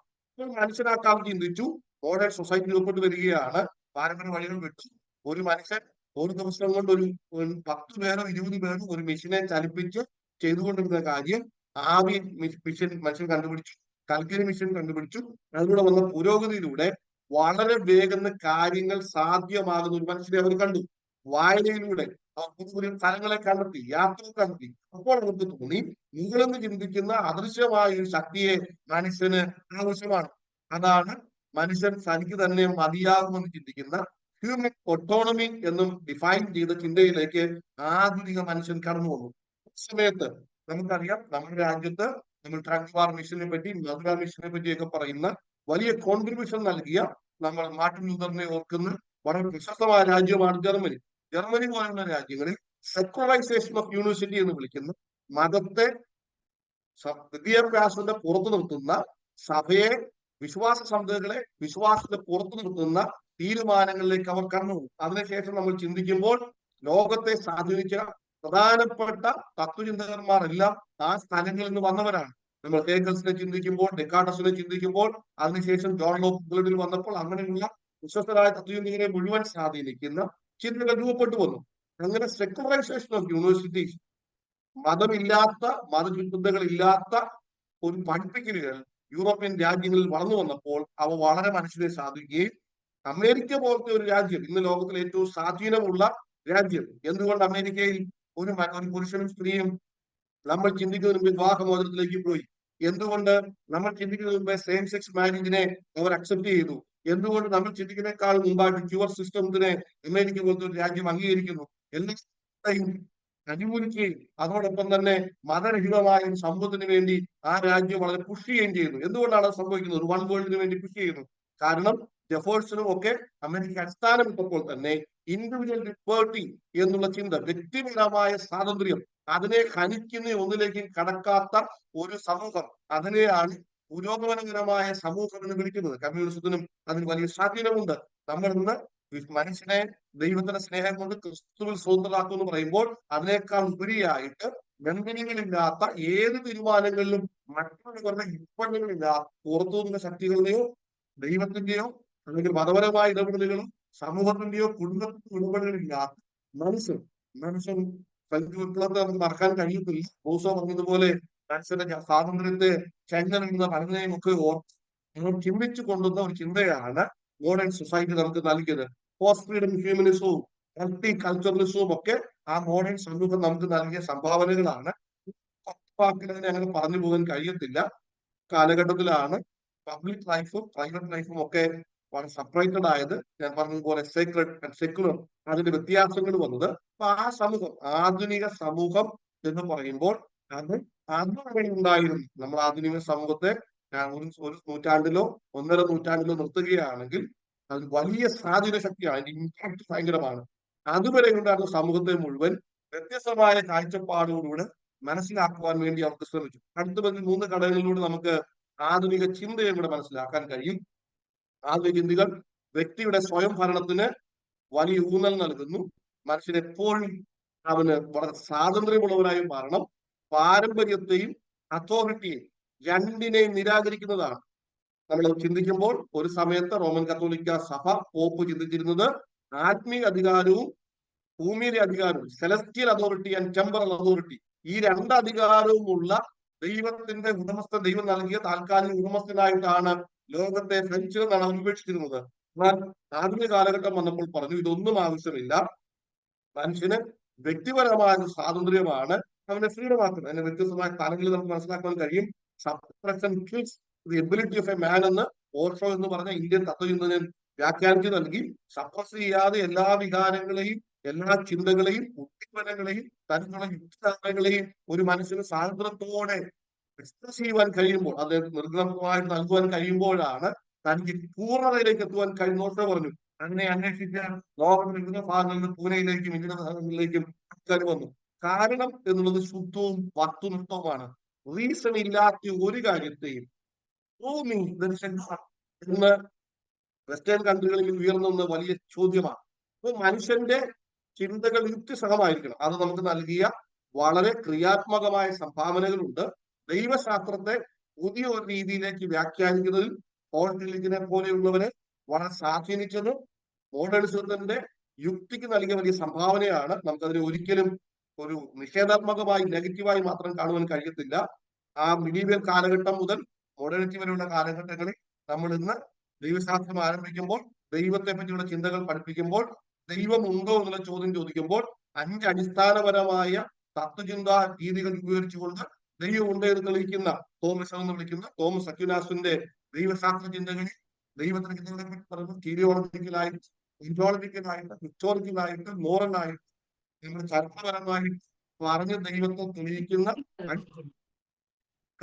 അടിസ്ഥാനം ഈ മോഡേൺ ചിന്തകളാണ്. അതിനുശേഷം നമ്മൾ കടന്നു വരുമ്പോഴാണ് ഉത്തരാധുനികത എന്നുള്ള ചിന്തയിലേക്ക് നമ്മൾ വരുന്നത്. ഇപ്പൊ ഞാൻ മോഡേണിറ്റിയിൽ നിന്ന് പോസ്റ്റ് മോഡേണിറ്റിയിലേക്ക് വരികയാണ്. ഏറ്റവും ബുദ്ധിമുട്ട് വ്യാഖ്യാനിപ്പാനുണ്ട് എന്ന് കരുതുന്നതായ ഒരു ചിന്തയാണ് ഉത്തരാധുനികത ചിന്ത. മനുഷ്യത്വത്തിനും ജ്ഞാനോദയ, എൻലൈറ്റൻമെന്റ് എന്നുള്ളതാണ്. ജ്ഞാനോദയ പാരമ്പര്യം എന്ന് പറഞ്ഞാൽ എൻലൈറ്റൻമെന്റ് എന്നാണ്. അതിന് രണ്ടിനും എതിരമായ രോഷമെന്നാണ് പ്രശസ്തനായ റൈറ്ററായ റിച്ചാർഡ് ബേൺസ്റ്റൺ അതിനെ വിളിച്ചത്. അതിന് കണ്ടംപററി എന്നുള്ള പര്യായമല്ല, എന്നാൽ അതിന് ചേർന്ന് പോകും ചിലപ്പോഴൊക്കെ. നമ്മൾ ചിന്തിക്കുമ്പോൾ ഇന്ന് നമ്മുടെ വീടുകളിലെ എല്ലാം വീടുകൾ റൗണ്ട് ഷേപ്പുകൾ മാറി. നമുക്കറിയാം പഗോളകളും എൽ ഷേപ്പുകളും സ്ട്രെയിറ്റ് ലൈൻ ആർക്കിടെക്ചറുമായിട്ട് നമ്മൾ മാറി. അത് തന്നെ പോസ്റ്റ് മോഡേണിന്റെ വലിയ സ്വാധീനമാണ്. ബുദ്ധിമുട്ടുകളില്ലാത്ത ക്ലീൻ ചെയ്യാനൊക്കെ വളരെ എളുപ്പമാണ്. വരച്ചെടുക്കുമ്പോൾ അതിൻ്റെതായ ഭംഗികളുണ്ട്. ഒരു വീടിന്റെ അകത്ത് തന്നെ നമുക്കറിയാം പഴയ നമ്മുടെ വീടുകളെല്ലാം ഓടിട്ട് ഒരേ ഷേപ്പിലായിരുന്നു. ഇന്ന് നമ്മളൊരു വീട് പണിയുമ്പോൾ ആ വീടിൽ ഒരു നിരപ്പായ പ്രതലം വരുന്നു. അതിൽ നിന്ന് നമ്മൾ വീണ്ടും ഒരു കൂന ഉണ്ടാക്കുന്നു. അതിന് മുകളിൽ വീണ്ടും ഒരു അല്പം കൂടെ ചെരിച്ചു കൊടുത്തൊരു പഗോള പോലെ പണിയുന്നു. അങ്ങനെ ആർക്കിടെക്ചറിൽ സമ്മിശ്രമായ നിർമ്മാണ രീതികൾ ഉപയോഗിക്കുന്ന ആ ഒരു തത്വചിന്ത എല്ലാം കൊണ്ടതിന് പിന്നിൽ പോസ്റ്റ് മോഡേൺ സ്വാധീനമുണ്ട്. പോസ്റ്റ് മോഡേൺസിന്റെ വളരെ പ്രശസ്തനായ റൈറ്ററായ ഒരു റൈറ്റർ ലിയോട്ടാർഡ് എന്നുള്ളതാണ്. അദ്ദേഹത്തിന്റെയൊക്കെ വാക്കുകളിലേക്ക് ഞാൻ പോകാറ് സമയപരിമിതിയിൽ അതിന്റെ പ്രത്യേകതകൾ പോകുന്നു. എന്തുകൊണ്ടാണ് പോസ്റ്റ് മോഡേണിസം വളരെ ശക്തമായിട്ട് വളർന്നു വന്നത്? ഒന്ന്, വെസ്റ്റിനുണ്ടായ സാമ്പത്തികമായ പരാജയങ്ങൾ, അവർക്ക് തത്വശാസ്ത്രപരമായിട്ടും മതപരമായിട്ടുണ്ടായ ആശയക്കുഴപ്പം, ഏതാണ് ശരി ഏതാണ് തെറ്റ് എന്ന് പറയുവാൻ വെസ്റ്റ് എടുത്ത സമയം, ഓരോ കാലത്തെ നിയമവിധാക്കളുണ്ടായ പ്രതിസന്ധി, ഭൗതികമായിട്ടുണ്ടായ പ്രതിസന്ധികൾ, പുനർനിർമ്മാണ പ്രക്രിയ. നമ്മള് റീകൺസ്ട്രക്ഷനിസം എന്നും ഡീകൺസ്ട്രക്ഷനിസം എന്നും വിളിക്കും. ഒരു കാര്യത്തെയും നൽകപ്പെട്ട വിവരണങ്ങളെയോ ചരിത്രങ്ങളെയോ കണ്ണു മടച്ച് വിഴുങ്ങേണ്ട ആവശ്യമില്ല. ഏത് കാര്യത്തെയും റീറീഡിങ് ചെയ്യണം, പുനർവായന നടത്തണം എന്നുള്ളത് ഡെറിഡ എന്ന് പറഞ്ഞ തത്വശാസ്ത്രജ്ഞൻ മുതൽ കടന്നു വന്ന ദൈവശാസ്ത്ര തത്വചിന്തകളാണ്. അപ്പൊ ഇന്ന് ഇന്ത്യ പോലൊരു രാജ്യത്ത് നമ്മൾ ജീവിക്കുമ്പോൾ എന്റെ ദൈവദാസന്മാരോട് സഹപ്രതിനിധി ഞാൻ പറയാണ്, സബാൾട്ടേറ്റീവ് ഹെർമനോട്ടിക്സ് എന്ന് വിളിക്കുന്ന വളരെ പ്രശസ്തമായ ഒരു വ്യാഖ്യാന നിർമ്മിതിയിലൂടെയാണ് ഇന്ത്യ പോകുന്നത്. ഓക്സ്ഫോർഡിലും കേംബ്രിഡ്ജിലും വലിയ പ്രശസ്തമായ യൂണിവേഴ്സിറ്റികളിലെല്ലാം ആ മേഖലകളിൽ വലിയ രീതിയിൽ കോൺട്രിബ്യൂട്ട് ചെയ്യുന്നത് ഇന്ത്യക്കാരും ഏഷ്യക്കാരുമാണ്. ഓരോ സംസ്കാരത്തെയും ജയിച്ചവൻ എഴുതി വെച്ച സംസ്കാരവും ജയിച്ചവൻ എഴുതി വെച്ച ഇതിഹാസവും അവന്റെ വ്യാഖ്യാനങ്ങളുമാണുള്ളത്. തോറ്റവന് വേണ്ടി ആരും ശബ്ദിച്ചിട്ടില്ല. നമ്മൾ നൽകപ്പെട്ട മതപരമായ പാരമ്പര്യങ്ങളെയും മതങ്ങളെയും അതിനനുബന്ധമായ സകല സമീക്ഷകളെയും വീണ്ടും വായിച്ച് ഒരു റീകൺസ്ട്രക്ഷനിസ്റ്റ് മോഡൽ, പുനർവായന, പുനർനിർമ്മിതിയിലൂടെ അതിനെ കൊണ്ടുവരണമെന്ന് നമ്മുടെ രാജ്യത്തിന് ഓൾമോസ്റ്റ് ഒരു പുതിയ ചരിത്ര നിർമ്മിതിയും എന്തുകൊണ്ടാണ് മതപരമായ പുതിയ വായനകളും സംഭവിക്കുന്നത്? അത് ഇന്നത്തെ കാലഘട്ടത്തിൽ റൈറ്റ് വിങ് ശക്തിപ്പെടുമ്പോൾ അവർക്ക് നൽകുന്ന വലിയ ഊന്നലാണ്. പോസ്റ്റ് മോഡേണിസം മെറ്റാഫിസിക്കലായിട്ടുള്ള എല്ലാ ചിന്തകളെയും നിരാകരിക്കുന്നുണ്ട്. നമ്മുടെ വിശ്വാസത്തെ മനസ്സിലാക്കണം വേഗം പറഞ്ഞു പോകുന്നു. നമ്മുടെ ചിന്തകൾ അടിസ്ഥാനപരമായി ക്രിസ്തുവിന്റെ കന്യകാജന്മം മുതൽ യേശു കർത്താവിന്റെ പുനരുത്ഥാനം വരെ മെറ്റാഫിസിക്കൽ തോട്ട്സ് ആണ്. അപ്പം ഭൗമമായ ലോകത്തിന് വ്യക്തമാകുന്ന ചിന്തയാണ്. ഇപ്പം ഒരു യഥാർത്ഥമായ പോസ്റ്റ് മോഡേണിസ്റ്റ് തോട്ട് മനുഷ്യന്റെ അങ്ങനെയുള്ള ചിന്തകൾക്കപ്പുറം മനുഷ്യന്റെ റീസൺ മനസ്സിലാക്കി വിവക്ഷിച്ച് നൽകുവാൻ കഴിയുന്നതിന് എതിരാകും. എന്നാൽ ഇന്നത്തെ ലേറ്റർ പോസ്റ്റ് മോഡേൺ ട്രെൻഡ്സ് പല കാര്യങ്ങളും മെറ്റാഫിസിക്കൽ തോട്ട്സിനെ അംഗീകരിക്കുന്ന കൂടി ഉണ്ടെന്ന് ഞാൻ ചേർന്ന് പറയും. മനുഷ്യന്റെ സ്വയം ഭരണത്തിന് നിരാകരണമാണ്. അതിന് പകരം ഐഡന്റിറ്റികളും സമൂഹങ്ങളും ഒരുമിച്ച് വരുന്ന ചിന്തകളെയാണ് പോസ്റ്റ് മോഡേണിസം. പ്രായോഗിക ധാർമ്മികതകളെ പറ്റി ഗുരുതരമായ ആശങ്കകളുണ്ട്. ഞാൻ വേഗം ഒന്ന് പോസ്റ്റ് മോഡേണിസത്തിന്റെ ഡെഫിനേഷൻസ് അവിടെ കൊണ്ടുവരികയാണ്. നമ്മളെ ബാധിക്കുന്ന കാര്യങ്ങളിൽ മാത്രം ഞാൻ ഊന്നൽ നൽകാം സമയപരിമിതിയിൽ. പോസ്റ്റ് മോഡേണിസം നമുക്ക് കൊടുക്കുന്ന ഏറ്റവും വലിയ വെല്ലുവിളി നോ അബ്സല്യൂട്ട്, നോ ഫൈനാലിറ്റി. അവസാന വാക്കെന്ന് പറയുന്ന ഇതാണ് അതിന്റെ റൈറ്റ് എന്ന് പറയും. അതിന് പകരമായി അവരുപയോഗിക്കുന്ന പദം ഞാൻ അവിടെ വിട്ടുപോയി. റിലേറ്റീവ് എന്നുള്ള പദമാണ്, ആപേക്ഷികത എന്നുള്ള പദമാണ്. സത്യം, യേശു കർത്താവ് പറഞ്ഞു ഞാൻ തന്നെ വഴിയും സത്യവും ജീവനുമാകുന്നു. നമ്മുടെ വിശ്വാസത്തെ പറയുമ്പോൾ അതിനെ എക്സ്ക്ലൂസിവിസം എന്ന് വിളിക്കപ്പെടും. ഒരിക്കൽ മാത്രം, ഒന്നിൽ മാത്രം, നീളമായതൊന്നു മാത്രം എന്ന് പറയുന്ന അവസ്ഥ. പോസ്റ്റ് മോഡേണിസം അതിൽ അല്പം പോലും വിശ്വസിക്കുന്നില്ല. മറ്റു ചിന്തകൾ വിടുകയാണ്. അത് പോസ്റ്റ് മോഡേണിസം നമുക്ക് നൽകുന്ന വലിയ പ്രാധാന്യമുള്ള ഒരു ചിന്തയാണ് മാജിക്കൽ റിയലിസം. നമ്മുടെ കുഞ്ഞുങ്ങൾ എല്ലാവരും തന്നെ ഹാരി പോട്ടർ വായിച്ച്, മാർവൽ മൂവീസ് കണ്ട്, അവഞ്ചേഴ്സ് കണ്ട് ഒരു പ്രത്യേകമായ ലോകത്ത് ജീവിക്കുന്നവരായി മാറുകയാണ്. അങ്ങനെ കാണപ്പെടാത്ത ഒരു കാര്യത്തെ മനുഷ്യന്റെ ബുദ്ധിയിലേക്ക് നൽകുന്നത് പോസിറ്റീവ്സ്. നമുക്ക് സ്വർഗത്തെ പറ്റി പറയുമ്പോൾ, വരുവാനുള്ള ലോകത്തെ പറ്റി പറയുമ്പോഴൊക്കെ ചില കാര്യങ്ങളൊക്കെ പോസിറ്റീവായിട്ട് ഉപയോഗിക്കാൻ കഴിയും. എന്നാൽ അധികം സ്വാധീനങ്ങൾ നെഗറ്റീവാണ്. ഇമിറ്റേഷൻ എന്ന് പറയും. കൊച്ചിയിൽ ബിനാലെ ഉണ്ടായിരുന്നു. ഇൻസ്റ്റലേഷൻ എന്ന് വിളിക്കുന്ന പല കാര്യങ്ങളെയും കമ്പികൾ കൊണ്ടും ഗ്ലാസ് കൊണ്ടും ഒക്കെ ഉണ്ടാക്കി രൂപങ്ങൾ ഉണ്ടാക്കി നൽകി ഇങ്ങനെ പേസ്റ്റിംഗ്, കണ്ട കാര്യങ്ങളെ തന്നെ ഇതിനെ ഒരു ആർട്ടാക്കി മാറ്റുന്ന, അതിലൂടെ ആശയവിനിമയം നടത്തുന്ന ഒരു കാര്യമാണ്. ഇതിനെയാണ് പേസ്റ്റ്, ഇമിറ്റേഷൻ, പേസ്റ്റ് എന്നുള്ള വാക്കുകൾ ഉപയോഗിക്കുന്നത്. നമുക്ക് ബാധിക്കുന്ന പ്രധാനപ്പെട്ട ഒരു കാര്യം റിജക്ഷൻ ഓഫ് മെറ്റാ നറേറ്റീവ്. വേദപുസ്തകം ഒരു മെറ്റാ നറേറ്റീവായിട്ടാണ് സാധാരണ ഇതിൽ പറയപ്പെടുന്നത്. കാരണം പല സംസ്കാരങ്ങളുടെയും പല ഭാഷകളുടെയും പല വിവരണങ്ങളെയും കൂട്ടിച്ചേർത്തിട്ട് വിശ്വാസത്തിൽ നമ്മൾ വിശ്വസിക്കുന്ന ഇൻസ്പിറേഷനിലൂടെ കൂടിച്ചേർത്ത് അതിന്റെ ദൈവിക ഗ്രന്ഥമായിട്ടാണ് നമ്മൾ വ്യാഖ്യാനിക്കുന്നത്. അങ്ങനെയുള്ള ഗ്രന്ഥങ്ങളെല്ലാം തന്നെ ഓർത്തവരെ ഓർക്കാത്ത, കഷ്ടപ്പെട്ടവരെ ഓർക്കാത്ത, പരാജയപ്പെട്ടവരെ തള്ളിക്കളയുന്ന, ചേർത്ത് നിൽക്കേണ്ട വളരെ അകറ്റി നിർത്തുന്നവരായിട്ടാണ് ഇവർ കണക്കാക്കുന്നത്. അതുകൊണ്ട് മെറ്റാ നാരേറ്റീവ്സിനെ റിജക്ട് ചെയ്യുന്നവരാണ്. നമുക്കിപ്പോ വലിയ വെല്ലുവിളിയായിട്ട് വരുന്നൊരു കാര്യം വേരിയഡ് സെക്സ്വാലിറ്റിയാണ്. നമുക്കറിയാമല്ലോ, നമ്മള് ലെസ്ബിയൻ, ട്രാൻസ്ജെൻഡർ, ഹോമോസെക്ഷൽ, ക്യൂർ, ഇനിയിപ്പം നമ്മൾ റിലേറ്റീവിസം എന്ന് വിളിക്കുന്നതിൽ ഏറ്റവും അടിസ്ഥാനപരമായി കൂടിച്ചേർന്ന് ജീവിച്ചാൽ മാത്രം മതി എന്ന് പറയുന്ന റിലേഷൻഷിപ്പ് എന്ന് വിളിക്കുന്ന ഹിന്ദു വരെ വന്ന വേരിയഡ് സെക്സ്വാലിറ്റിയെ വളരെ അംഗീകരിക്കുന്ന ഒരു സമൂഹമാണ് പോസ്റ്റ് മോഡേൺ സമൂഹം. അനാർക്കി, അരാജകത്വം പോസ്റ്റ് മോഡേണിസത്തിന്റെ വളരെ പോസിറ്റീവായ ഒരു ചിന്തയായിട്ടാണ് അവർ കാണുന്നത്. നമ്മുടെ കുഞ്ഞുങ്ങളുടെ ടീഷർട്ടിലൊക്കെ no government, no rules, my rules my life എന്ന് എഴുതിയിട്ടുണ്ട്. അത് തന്നെ പോസ്റ്റ് മോഡേണിസം നൽകുന്ന അടിസ്ഥാനപരമായ സംഭാവനകളിൽ ഒന്നാണ്. മനുഷ്യൻ സ്വാതന്ത്ര്യത്തോടെ അങ്ങനെ ജീവിക്കട്ടെ. ഉത്തരാധികം നമുക്ക് വരുന്ന വെല്ലുവിളികളുണ്ട്. ഇതിൽ ഞാൻ ഒരു കാര്യം മാത്രം എടുക്കുകയാണ്. സ്ഥാപനങ്ങളുടെ നിരാകരണം എന്നുള്ളതാണ്. Rejection of ഇൻസ്റ്റിറ്റ്യൂഷനിസം. മാരി എന്ന് പറഞ്ഞൊരു സ്ഥാപനമാണ്, ഇൻസ്റ്റിറ്റ്യൂഷനായിട്ടാണ് നമ്മൾ പരിചയപ്പെടുന്നത്. അത് ആവശ്യമില്ല എന്ന് വിശ്വസിക്കുന്ന ഒരു സംവിധാനമാണ് പോസ്റ്റ് മോഡേണിസം. അതുകൊണ്ടാണ് കോഹാബിച്വൽ ലിവിങ് ടുഗദർ, ഞാൻ അവസാനം പറഞ്ഞ രണ്ടുപേർക്ക് കൂടിച്ചേർന്ന് ജീവിക്കാൻ കഴിയുമെന്നുണ്ടെങ്കിൽ റിലേഷൻഷിപ്സം എന്ന് വിളിക്കുന്നതിലേക്ക് വരെ കുഞ്ഞുങ്ങളും നമ്മുടെ അടുത്ത തലമുറയും എത്തിക്കണം. നമ്മളെ സഭാപരമായി ബാധിക്കുന്ന ഒരു കാര്യമാണ് ഞാൻ അവിടെ പറയാണ്ട് ആഗ്രഹിക്കുന്നത്. വ്യക്തിഗത അനുഭവത്തിനും ഐഡന്റിറ്റിക്കും വലിയ ഊന്നൽ. സഭ വേദപുസ്തകപരമായിട്ട് നമ്മൾ പഠിപ്പിക്കുന്നത് ഒബ്ജക്റ്റീവായ, വസ്തുനിഷ്ഠാപരമായ, വേദപുസ്തകപരമായ അനുഭവങ്ങൾ എല്ലാ വ്യക്തിപരമായ അനുഭവങ്ങളെയും അതിനെ താഴെ നിർത്തണം. എനിക്ക് തോന്നുന്ന വ്യക്തിപരമായ അനുഭവങ്ങൾ, ദൈവികമായ അനുഭവങ്ങൾ എന്ന് ഞാൻ വിവക്ഷിക്കുന്ന, വ്യാഖ്യാനിക്കുന്ന എല്ലാ അനുഭവങ്ങളും വേദപുസ്തകത്തിന് താഴെ നിൽക്കണം. അതാണ് അതിന്റെ റൂൾ ബുക്ക്, അതാണ് അതിന്റെ ഗൈഡ് ലൈൻ. വ്യക്തിപരമായ അനുഭവങ്ങൾക്ക് അതിനുള്ളതായി വരുന്ന ഐഡന്റിറ്റിക്ക് പോസ്റ്റ് മോഡേണിസം നൽകുന്ന വലിയ ഊന്നലാണ്. ഇന്ന് വലിയ ഫാൻ പീപ്പിളായി മതത്തിന് വെളിയിൽ നമുക്ക് വ്ളോഗേഴ്സ്, പ്രത്യേകമായ പ്രോഗ്രാമുകൾ ചെയ്യുന്നവര്, അങ്ങനെയുള്ളവർക്കെല്ലാം ആ ഐഡന്റിറ്റിക്ക് ഭയങ്കര സ്വാധീനമാണ്. അവർ ധരിക്കുന്ന വസ്ത്ര രീതികള്, വേഷഭദ്ര രീതികൾ, ഇതെല്ലാം ആഘോഷിക്കപ്പെടുകയാണ്. വൈവിധ്യത്തിന്റെ ആഘോഷം എന്ന് വിളിക്കും, റെയിൻബോ കൾച്ചർ എന്ന് വിളിക്കുന്ന വ്യത്യസ്തമായ സമൂഹത്തിലേക്ക് അവർ മാറുകയാണ്. എന്റെ സമയം മുന്നോട്ട് പോയതുകൊണ്ട് ഞാൻ ആത്മീയത എന്നതിലേക്ക് വരികയാണ്. സ്പിരിച്വാലിറ്റി എന്നുള്ളത് മനുഷ്യന്റെ ശരീരത്തെയും ആത്മാവിനെയും അവന്റെ വികാരങ്ങളെയും അവൻ സജീവമായിരിക്കുമ്പോഴും സജീവമല്ലാതെ ഇരിക്കുമ്പോഴും അവന്റെ സാമൂഹികപരമായും വ്യക്തിപരമായുമുള്ള എല്ലാ ബന്ധങ്ങളെയും അവനെ സൃഷ്ടിക്കുന്ന ദൈവത്തോട് അവനെ ചേർത്ത് നിർത്തുന്ന അനുഭവം, ആ പ്രക്രിയയാണ് ആത്മീയത എന്ന വാക്കുകൊണ്ട് അർത്ഥമാക്കുന്നത്. മുമ്പ് പറഞ്ഞതുപോലെ കേരള ഭാഗത്ത് പറഞ്ഞു ഇന്ത്യയിൽ ആത്മീയതയുള്ളൂ, മതങ്ങളില്ല എന്ന് പറഞ്ഞു. എന്താണ് ഒരു ജെനുവിൻ ക്രിസ്ത്യൻ സ്പിരിച്വാലിറ്റി, അവിടെയാണ് ഞാൻ ഊന്നൽ നൽകുമെന്ന് അല്പസമയം ആഗ്രഹിക്കുന്നത്. ഒരു ബൈബിൾ ഗ്രൗണ്ടഡ് ആയ, ബിബ്ലിക്കൽ റെവല്യൂഷൻ ഓറിയന്റഡ് ആയിട്ട് അതിൽ ഗ്രൗണ്ടഡ് ആയ ഒരു ക്രിസ്ത്യൻ ലൈഫിന് മാത്രമേ ഒരു ജെനുവിൻ സ്പിരിച്വാലിറ്റിയെ വളർത്തിയെടുക്കുവാൻ കഴിയത്തുള്ളൂ.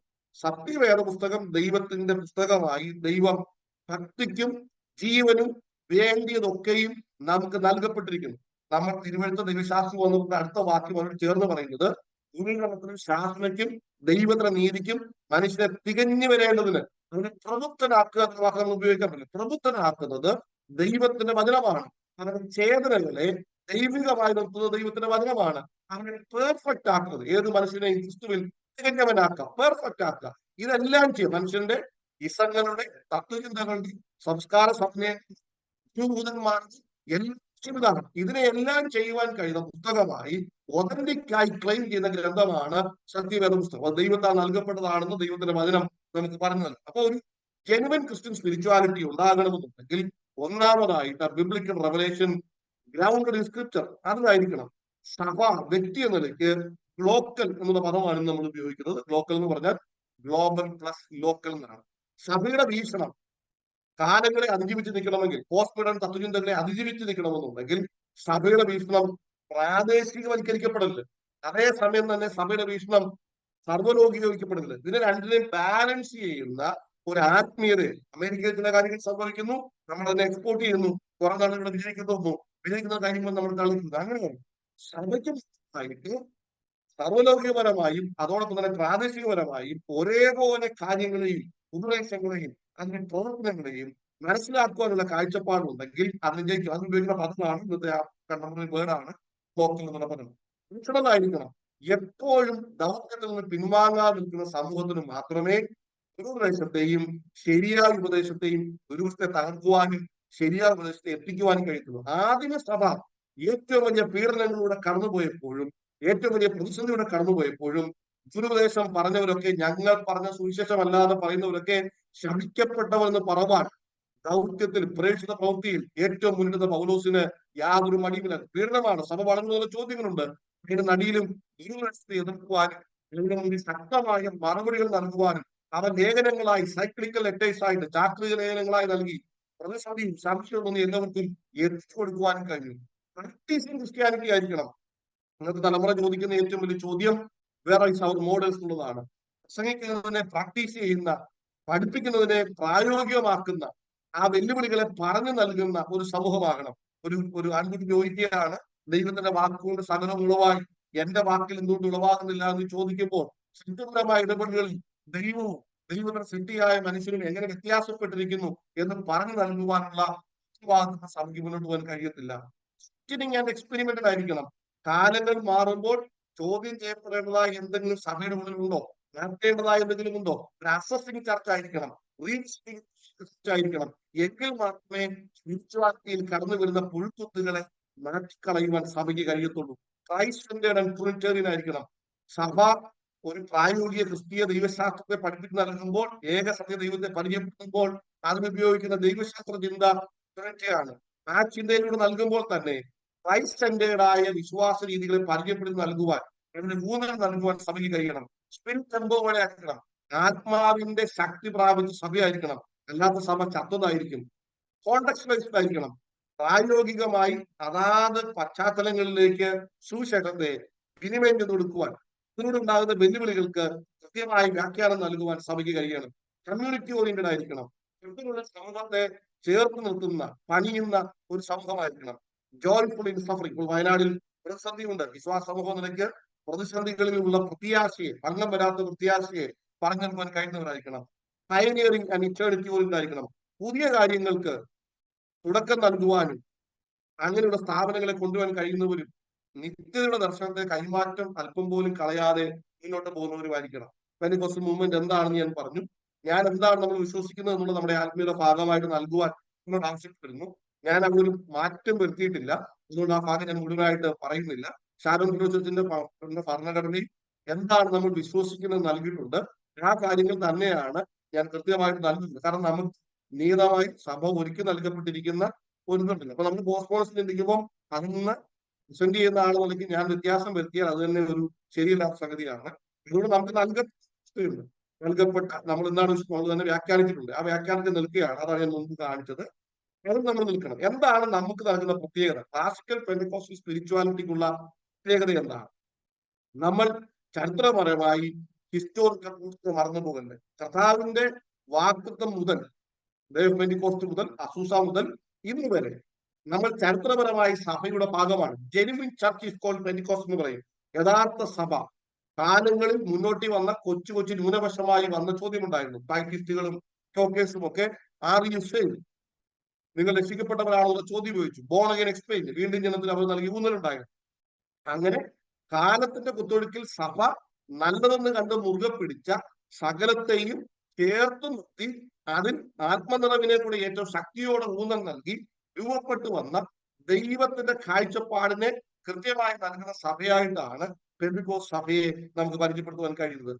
നമുക്ക് ശക്തമായ ഒരു ഉപദേശപരമായ സ്ഥാനമുണ്ട്, ഡോക്ടറൽ പൊസിഷനുണ്ട്. ക്രൈസ്റ്റ് സെന്റേർഡ് ആണ്. ക്രിസ്തീയ സ്നേഹം, ക്രിസ്തുവിന്റെ സ്നേഹം അത് നൽകുന്നവരാണ്. സ്പിരിറ്റ് എംപവേർഡ് ആണ്. അതിൽ നമുക്കുണ്ടാകുന്നതായ ഒരു പരിമിതി, അതിൽ ടങ്സിന് മാത്രമായി നമ്മൾ നൽകുന്നതായ ഓവർ എംഫസിസ് ഉണ്ട്. അതിനെ കൃത്യമായി ബാലൻസ് ചെയ്യുവാൻ നമുക്ക് ശ്രമിക്കണം.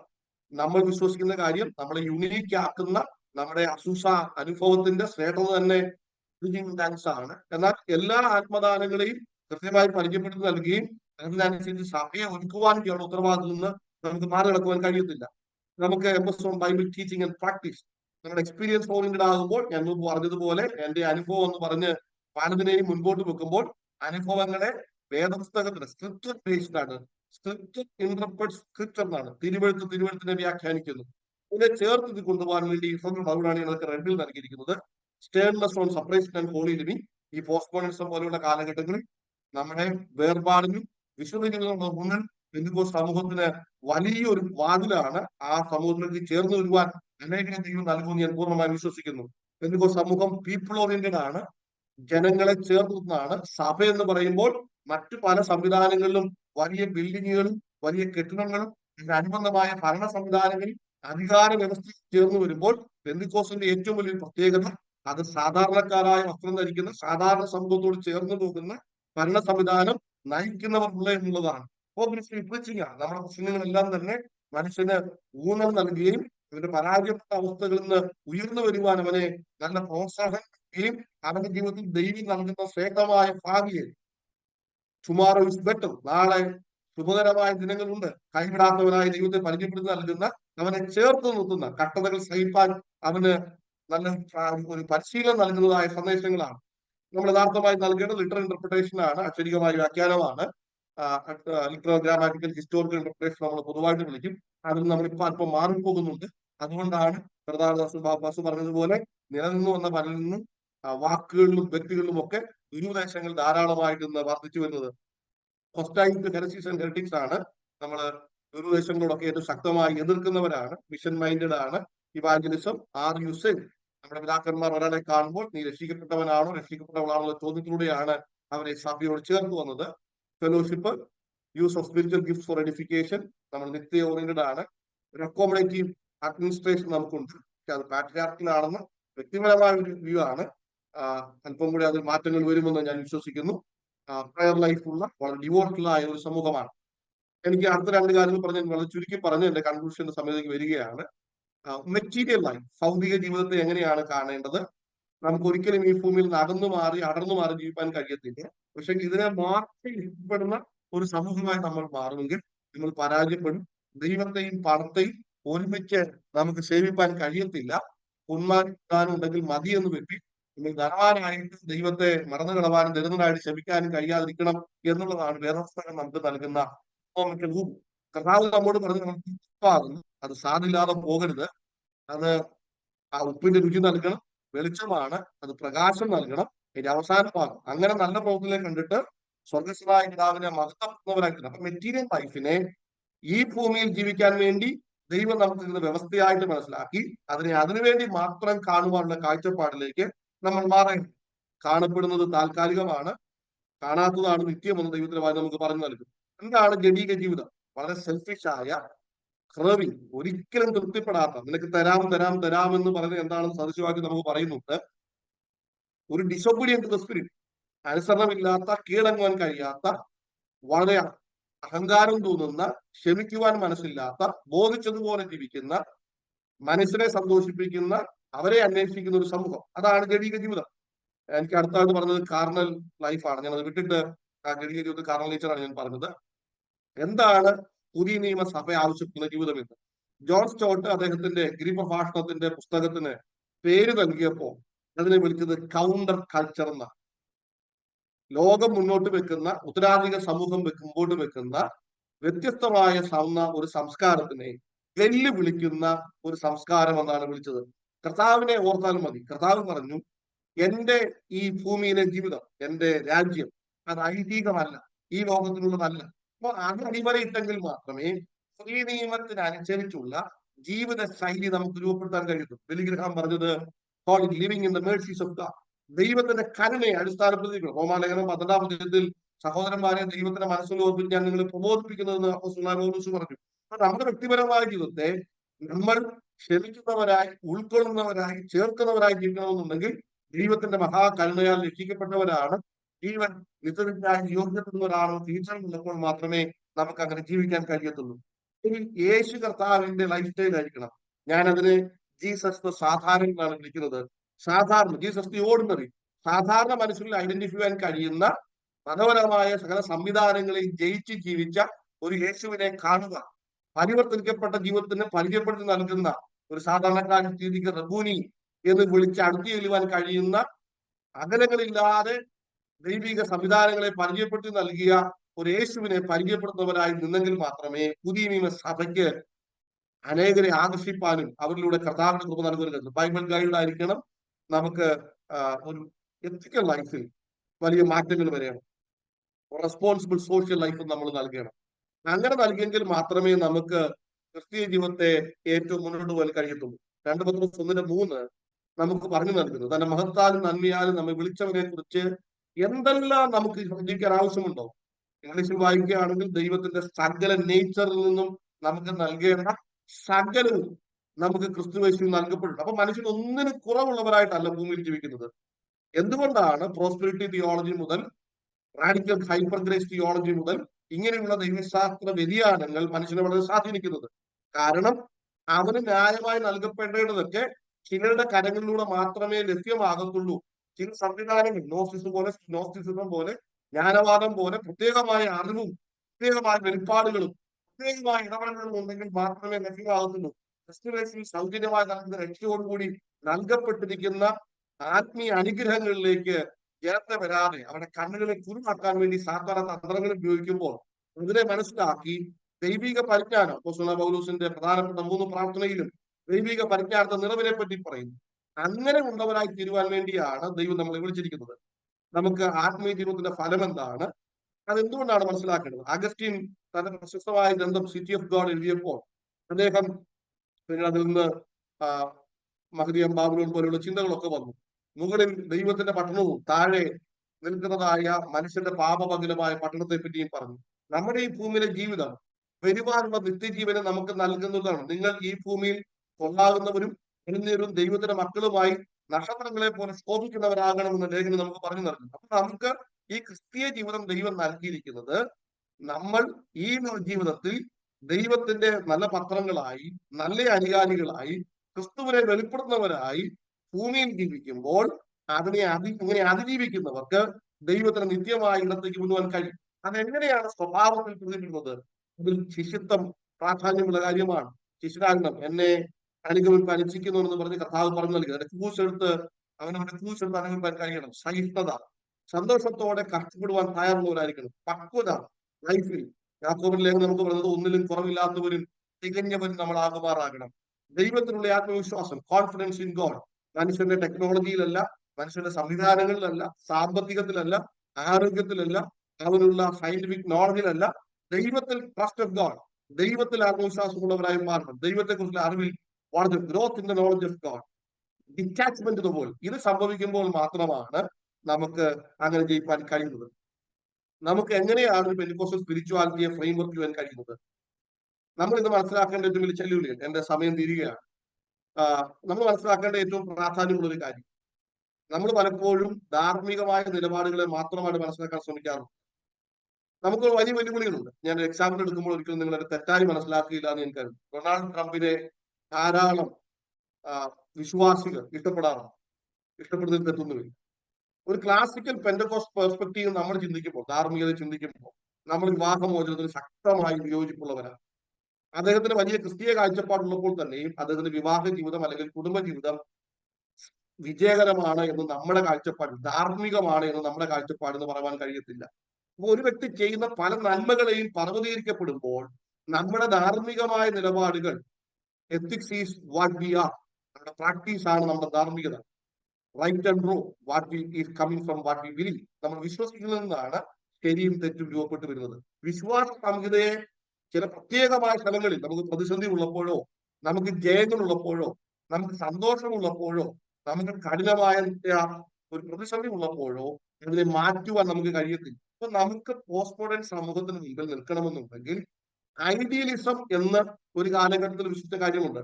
AK ആന്റണി മുഖ്യമന്ത്രിയാകുന്ന സമയത്ത് അദ്ദേഹത്തിന് ഒരു വലിയ കസേര സ്റ്റേജിൽ ഇരിക്കാനായിട്ട് കൊടുത്തു. അദ്ദേഹം ആ കസേര മാറ്റി വെച്ചിട്ട് എല്ലാവർക്കും കൊടുത്ത കസേരയിൽ ഇരുന്നു. അപ്പൊ ഒരു ഐഡിയൽ ലൈഫിനെ കാണിക്കാൻ വേണ്ടി ആൾക്കാർക്ക് റിസംബ്ലൻസ് ആയിട്ട് ഞാൻ പറഞ്ഞതാണ്. നമുക്ക് ഐഡന്റിഫൈ ചെയ്യാൻ കഴിയപ്പെടണം, സാമാന്യ മനുഷ്യരോട് ചേർന്ന് പോകുന്ന ചിന്തയിൽ നിൽക്കണം. മൂന്നാമത്തെ കാര്യം ആശയവിനിമയത്തിൽ വലിയ മാറ്റങ്ങളിലേക്ക് പെന്തക്കോസ്ത് സമൂഹം വരണം. ഞാൻ സമയപരിധിയിൽ വേഗം പറയാം. നമ്മൾ എല്ലാവരും തന്നെ മലയാളത്തിലെ ബൈബിള് ബ്ലാക്ക് ആൻഡ് വൈറ്റിൽ വായിക്കുന്നവരാണ്. ഇന്നത്തെ തലമുറ ബ്ലാക്ക് ആൻഡ് വൈറ്റിൽ ഒന്നും തന്നെ, ഇപ്പൊ ഞാൻ ഇത് ബ്ലാക്കിൽ അതുകൊണ്ടാണ് മാറ്റിയിട്ടത്, കറുത്ത ഇട്ട് ഒരു റെഡ് മാത്രം. നമ്മൾ ബ്ലാക്ക് ആൻഡ് വൈറ്റ് വായിക്കുന്നത് നമുക്ക് ഒരു ബുദ്ധിമുട്ടുമില്ല. ഇന്നത്തെ തലമുറ വളരെ റെയറായിട്ടാണ് ബ്ലാക്ക് ആൻഡ് വൈറ്റ് വായിക്കുന്നത്. അവർ പത്രങ്ങൾ വളരെ കുറവാണ് വായിക്കുന്നത്.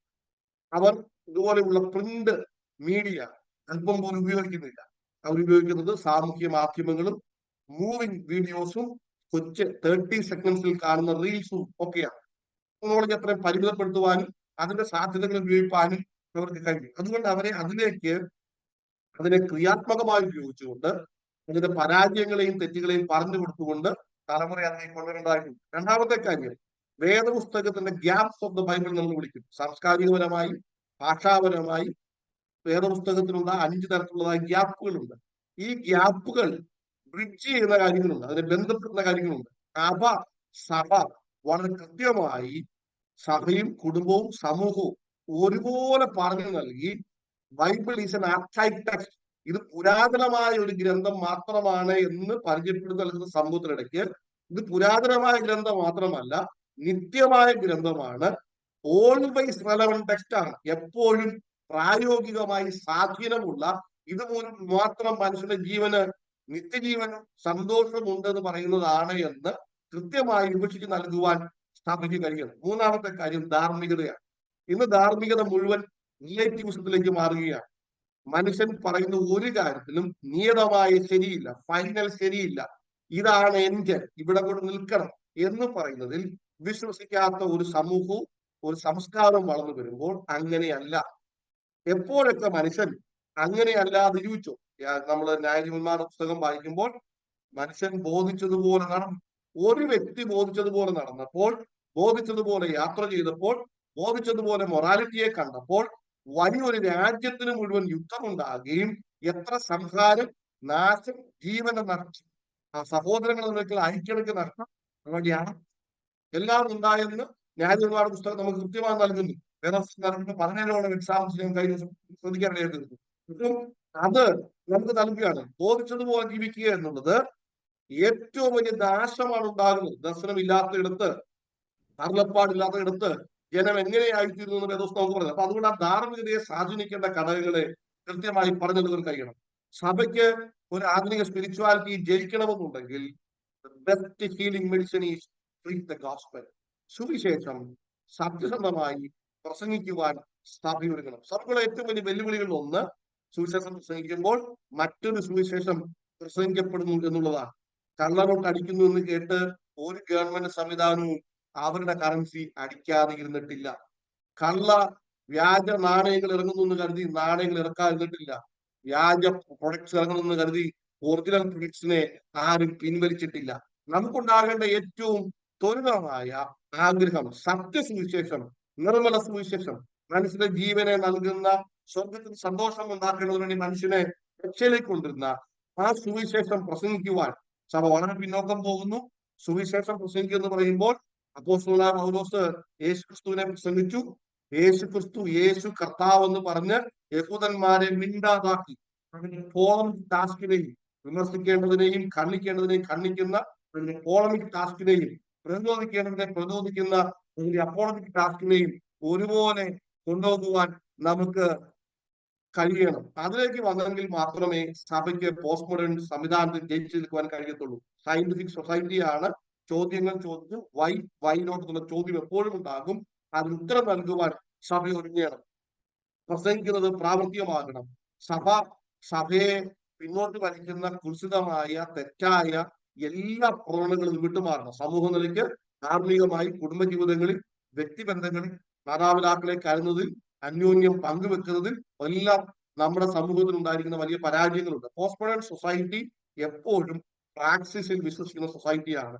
പ്രായോഗികമായി എന്ത് ചെയ്യുന്നുള്ളത് വളരെ പ്രാധാന്യമുള്ളതാണ്.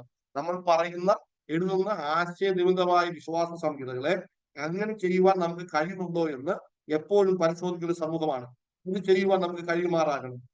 പ്രാധാന്യമുള്ള ചിന്ത ഇപ്പോൾ വയനാട്ടിലെ പ്രിയ ജോ പാസൊക്കെ പോയതിനെ പറ്റി പറഞ്ഞു. സാമൂഹിക പ്രതിബദ്ധതയിൽ സർവീസ്. മനുഷ്യപുത്രൻ വന്നത് അവരെ ശുശ്രൂഷിക്കുവാൻ വേണ്ടിയല്ല, മറ്റുള്ളവർക്ക് വേണ്ടി ജീവൻ നൽകുവാനും അവരെ ശുശ്രൂഷിക്കുവാനും വേണ്ടിയാണെന്ന് കർത്താവ് പറഞ്ഞു.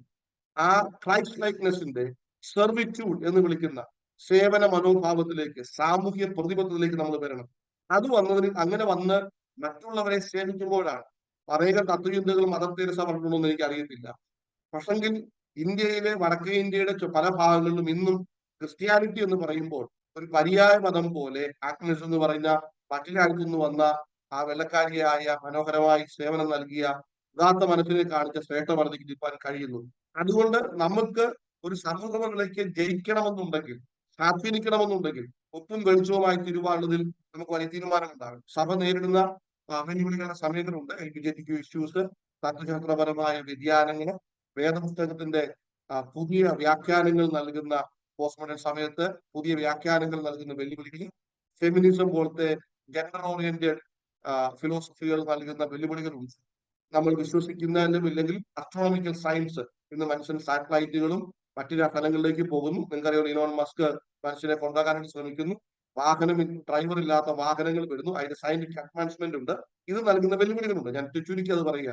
ഇതിനൊക്കെ വെല്ലുവിളികളുണ്ട്. അപ്പൊ നമ്മളൊരു കാര്യം പറയുമ്പോൾ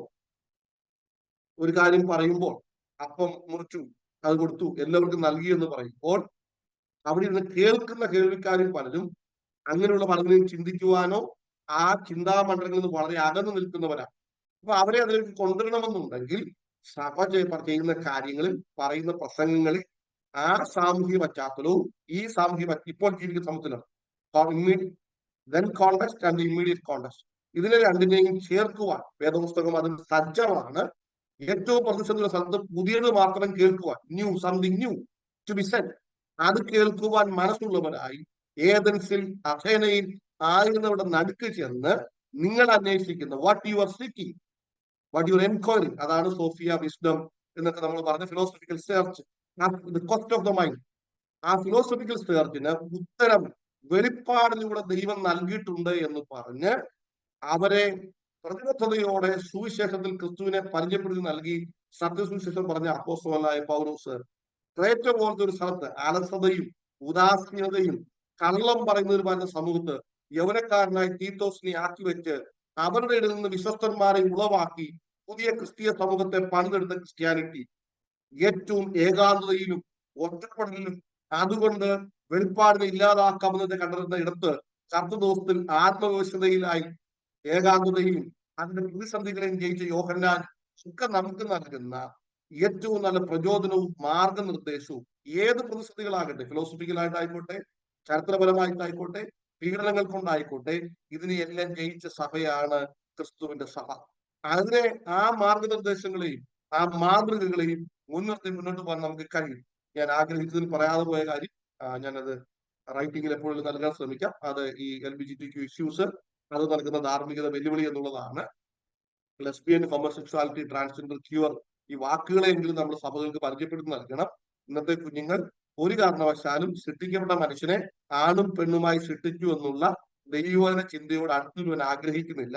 അതുകൊണ്ട് എന്തുകൊണ്ട് ഒരു മനുഷ്യനെ കാണുമ്പോൾ, ഒരു പുരുഷനെ കാണുമ്പോൾ, ഒരു സ്ത്രീയെ കാണുമ്പോൾ, ഒരു ട്രാൻസ്ജെൻഡർ എന്നുള്ള റിയാലിറ്റിയാണ്, ഇവരെ മൂന്നുപേരെയും കാണുമ്പോൾ എങ്ങനെയാണ് അവരുടെ ജനിതകപരമായ വളർച്ചയെ വേദപുസ്തകം മനസ്സിലാക്കുന്നത്, അവരെ എങ്ങനെയാണ് ദൈവത്തിന് പരം പരിചയപ്പെടുന്നത് പറഞ്ഞു കൊടുക്കുവാനുള്ള ഉത്തരവാദിത്വം സഭയ്ക്കുണ്ട്. ഞാൻ അങ്ങനെ തന്നെ സൃഷ്ടിക്കപ്പെട്ടവനാണ്, I'm born as a homosexual, I'm born as a lesbian എന്നാണ് ആർഗ്യുമെന്റ്. മനുഷ്യനെ അങ്ങനെയല്ല സൃഷ്ടിച്ചതെന്ന് വേദപുസ്തകം കൃത്യമായി പറഞ്ഞു നൽകുന്നുണ്ട്.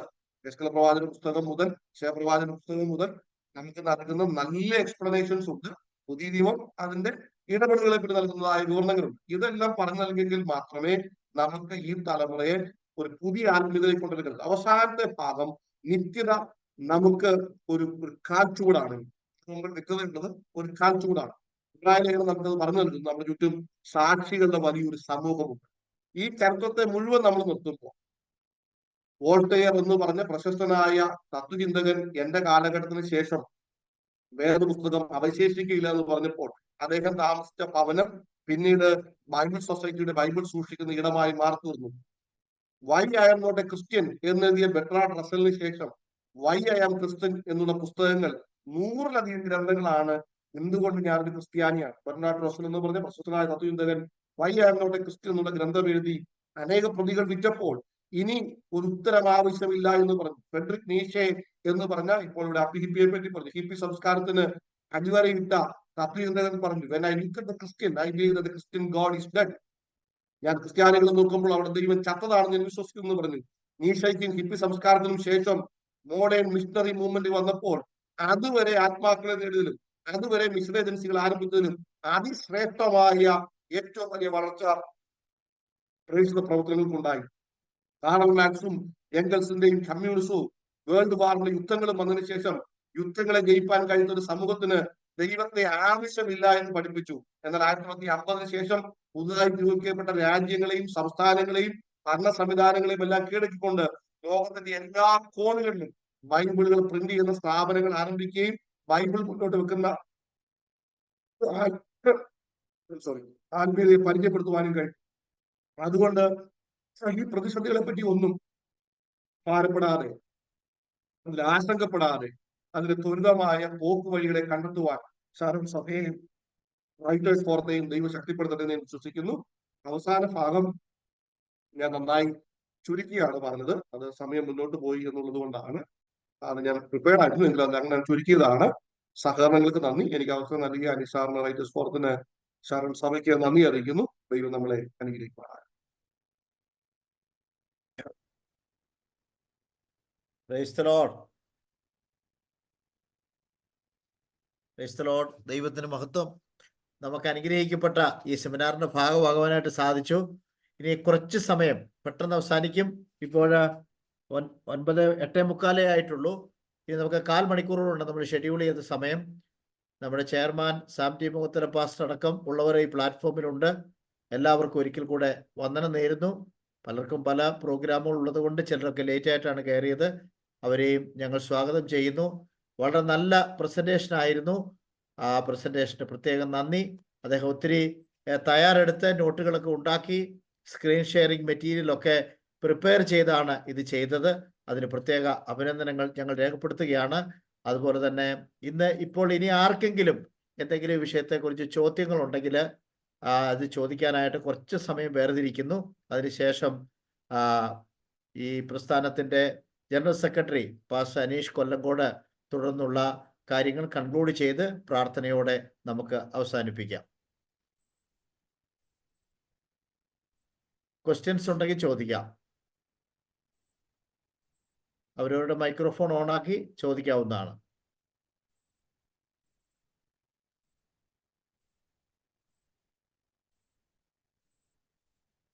ചോദ്യങ്ങൾ ചോദിക്കാതിരിക്കുന്നതിന് 2 കാരണങ്ങളുണ്ട്. ഒന്നുകിൽ എല്ലാം മനസ്സിലായി, അല്ലെങ്കിൽ ഒന്നും മനസ്സിലായില്ല. ഈ 2 കാരണങ്ങൾ കൊണ്ടാകാം ചോദ്യങ്ങൾ ചോദിക്കാത്തത്. ഞാൻ തമാശ രൂപേണ പറഞ്ഞതാണ്. നിങ്ങളത് ആ നിലയിലേ എടുക്കാവൂ. മനസ്സിലായില്ല എന്ന് ഞാൻ മീൻ ചെയ്തിട്ടില്ല. നമുക്ക് ആർക്കെങ്കിലും ചോദ്യങ്ങളുണ്ടെങ്കിൽ ചോദിക്കാം.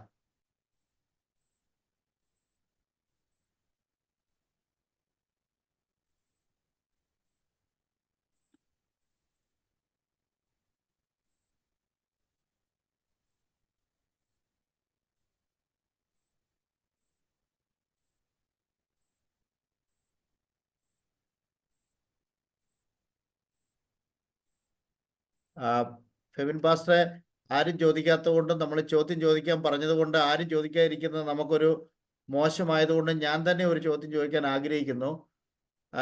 LGBT എന്ന കമ്മ്യൂണിറ്റിയെക്കുറിച്ച് പാസ്റ്റർ പറഞ്ഞോ എന്ന് ഞാൻ ഓർക്കുന്നില്ല. പാസ്റ്റർ അത് എപ്പോഴും സൂചിപ്പിച്ച പോലെ എനിക്ക് തോന്നലുണ്ട്. അത് ഇന്നത്തെ കുട്ടികളുടെ ഒരു സാമൂഹ്യ നിലവാരം തകർക്കുന്ന ഒരു ടീച്ചിങ്സ് ഒക്കെയാണ്. അപ്പോൾ അതേക്കുറിച്ച് എന്തെങ്കിലും ഒരു വാക്കൂടെ ഒന്ന് പറയാൻ സാധിക്കുമോ?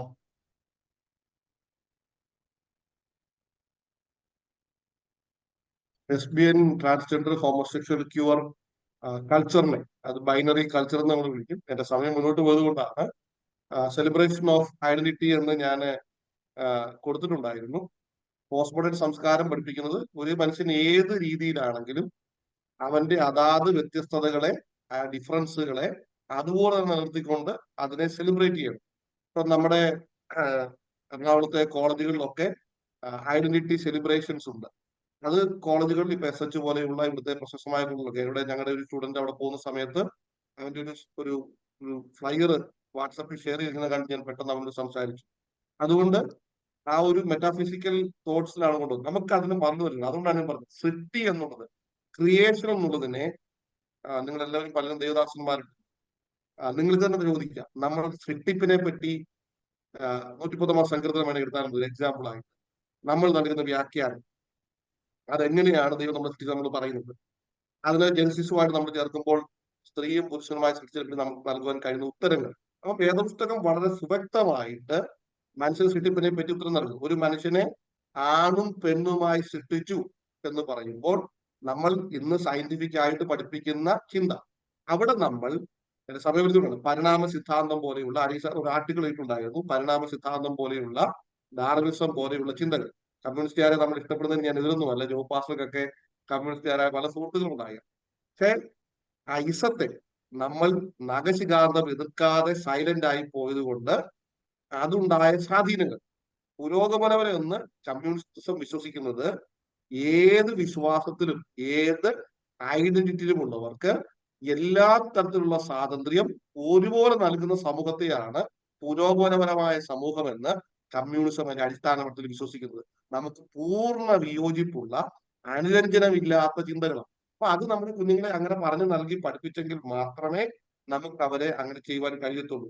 സ്ത്രീയെ പുരുഷനെ സൃഷ്ടിച്ച മനുഷ്യർ ദൈവം അവർക്ക് നൽകിയ കുടുംബജീവിതം, കുടുംബജീവിതം എന്ന വ്യവസ്ഥയിലൂടെ ദൈവം അവർക്ക് നൽകുന്ന തലമുറ, ആ തലമുറയെ എങ്ങനെ വളർത്തിയെടുക്കണമെന്ന് വേദപുസ്തകം നൽകുന്ന വിവക്ഷ, തലമുറ അങ്ങനെ അതിലൂടെ ജീവിച്ച് ദൈവത്തിന്റെ നിത്യതയിൽ ദൈവത്തിന്റെ മക്കളായി, പുത്രന്മാരായി പുത്രിമാരായി തീരുന്ന വ്യവസ്ഥ, അത് പരിഗണിച്ച് നൽകുവാൻ സഭ ഊന്നൽ നൽകുകയും പരിശ്രമം നടത്തുന്നുണ്ട്. നമ്മളിപ്പം ChatGPT പോലെയുള്ള നമ്മുടെ പരിശ്രമങ്ങളുണ്ട്.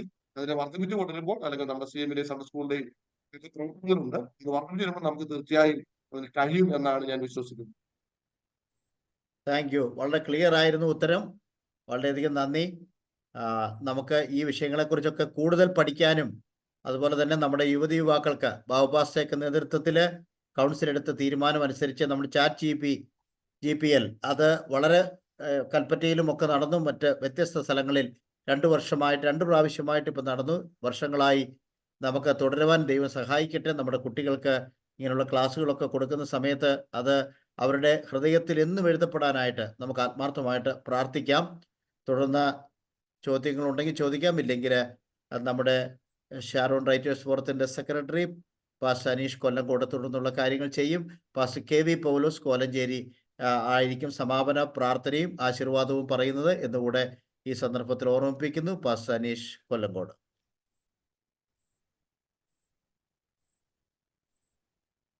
ദൈവനാമം മഹത്വപ്പെടുമാറാകട്ടെ.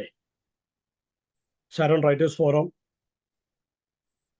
പ്രത്യേകാൽ ഇങ്ങനെ ഈ ഒരു സന്ദർഭത്തിൽ ക്രമീകരിച്ച ഈ വെബിനാറിൽ പങ്കെടുത്ത എല്ലാവർക്കും ഹൃദയംഗമായ നന്ദി രേഖപ്പെടുത്തുന്നു.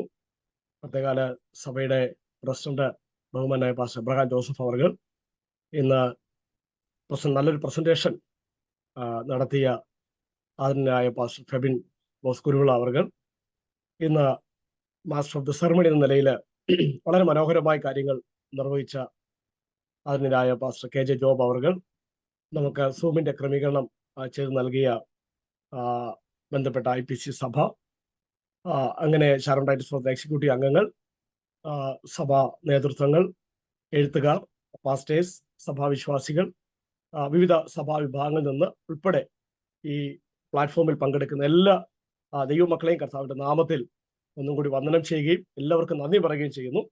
ഇന്ന് നമ്മൾ പോസ്റ്റ് മോഡേണിസം അല്ലെങ്കിൽ ഉത്തരാധുനിക സമൂഹത്തിൽ പെന്തക്കോസ്ത് ആത്മീയതയുടെ പ്രസക്തിയെ പറ്റിയാണ് നമ്മൾ ഇന്ന് വിശദമായി കേട്ടത്. സമയത്തിന്റെ പരിമിതി നമ്മുടെ പ്രിയപ്പെട്ട പാസ്റ്റർക്ക് ഉണ്ടായിരുന്നു.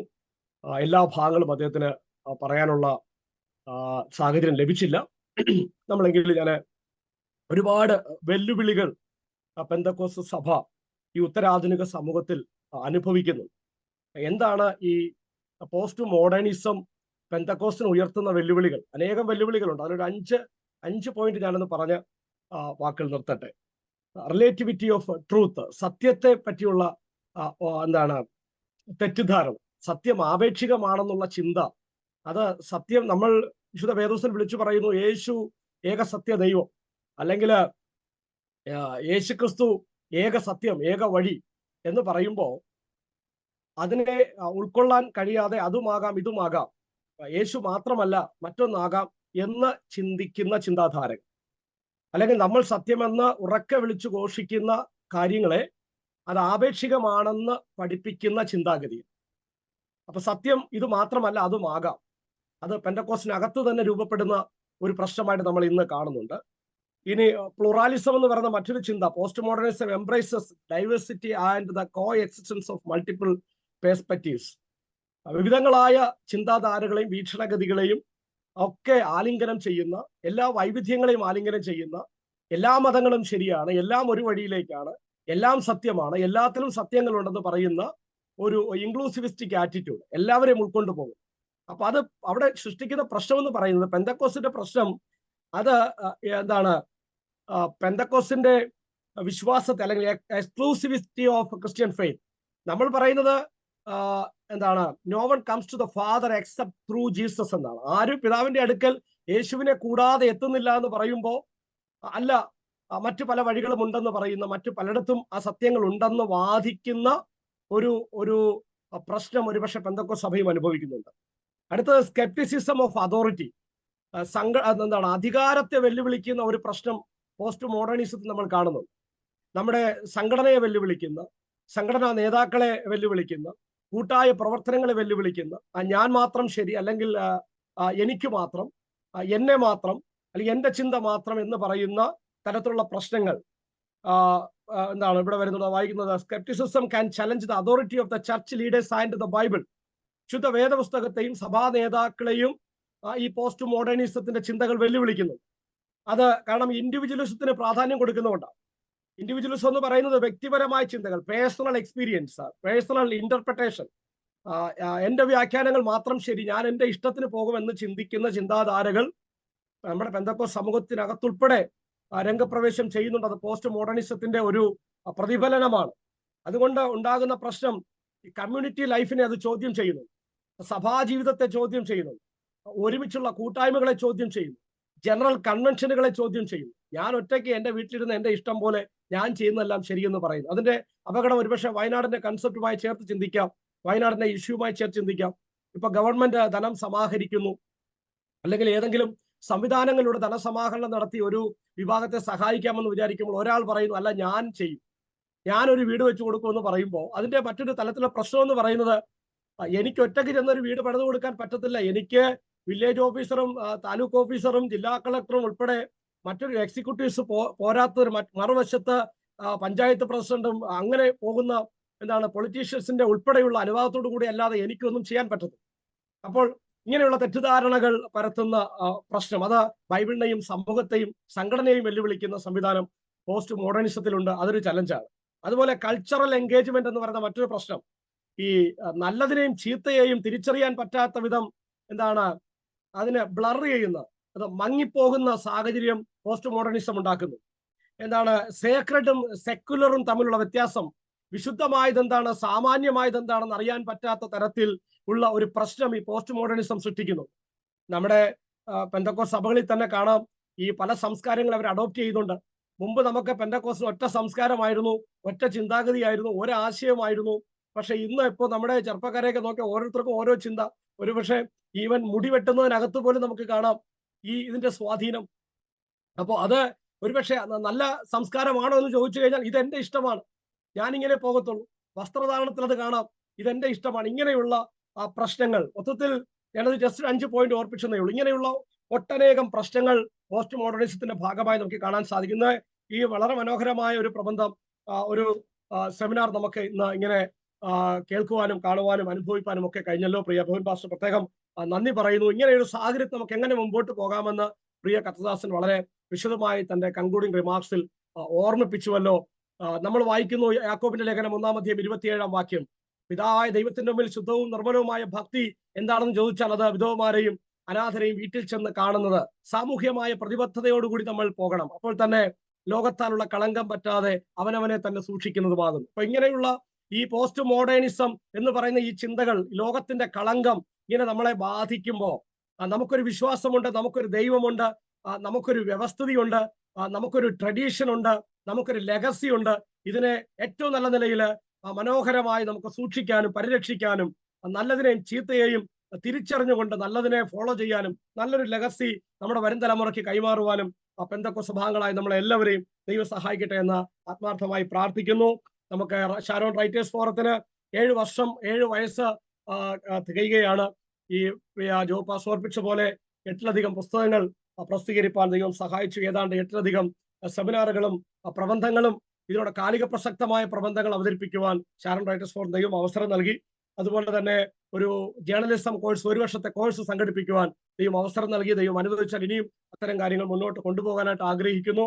അതുപോലെ ഒരു എല്ലാ മാസവും പത്രം ചെയ്യുന്നു. ആവശ്യമായ ലേഖനങ്ങളും വാർത്തകളും ഉൾപ്പെടെ ആ കാര്യങ്ങൾ ചെയ്തു പോകുന്നു.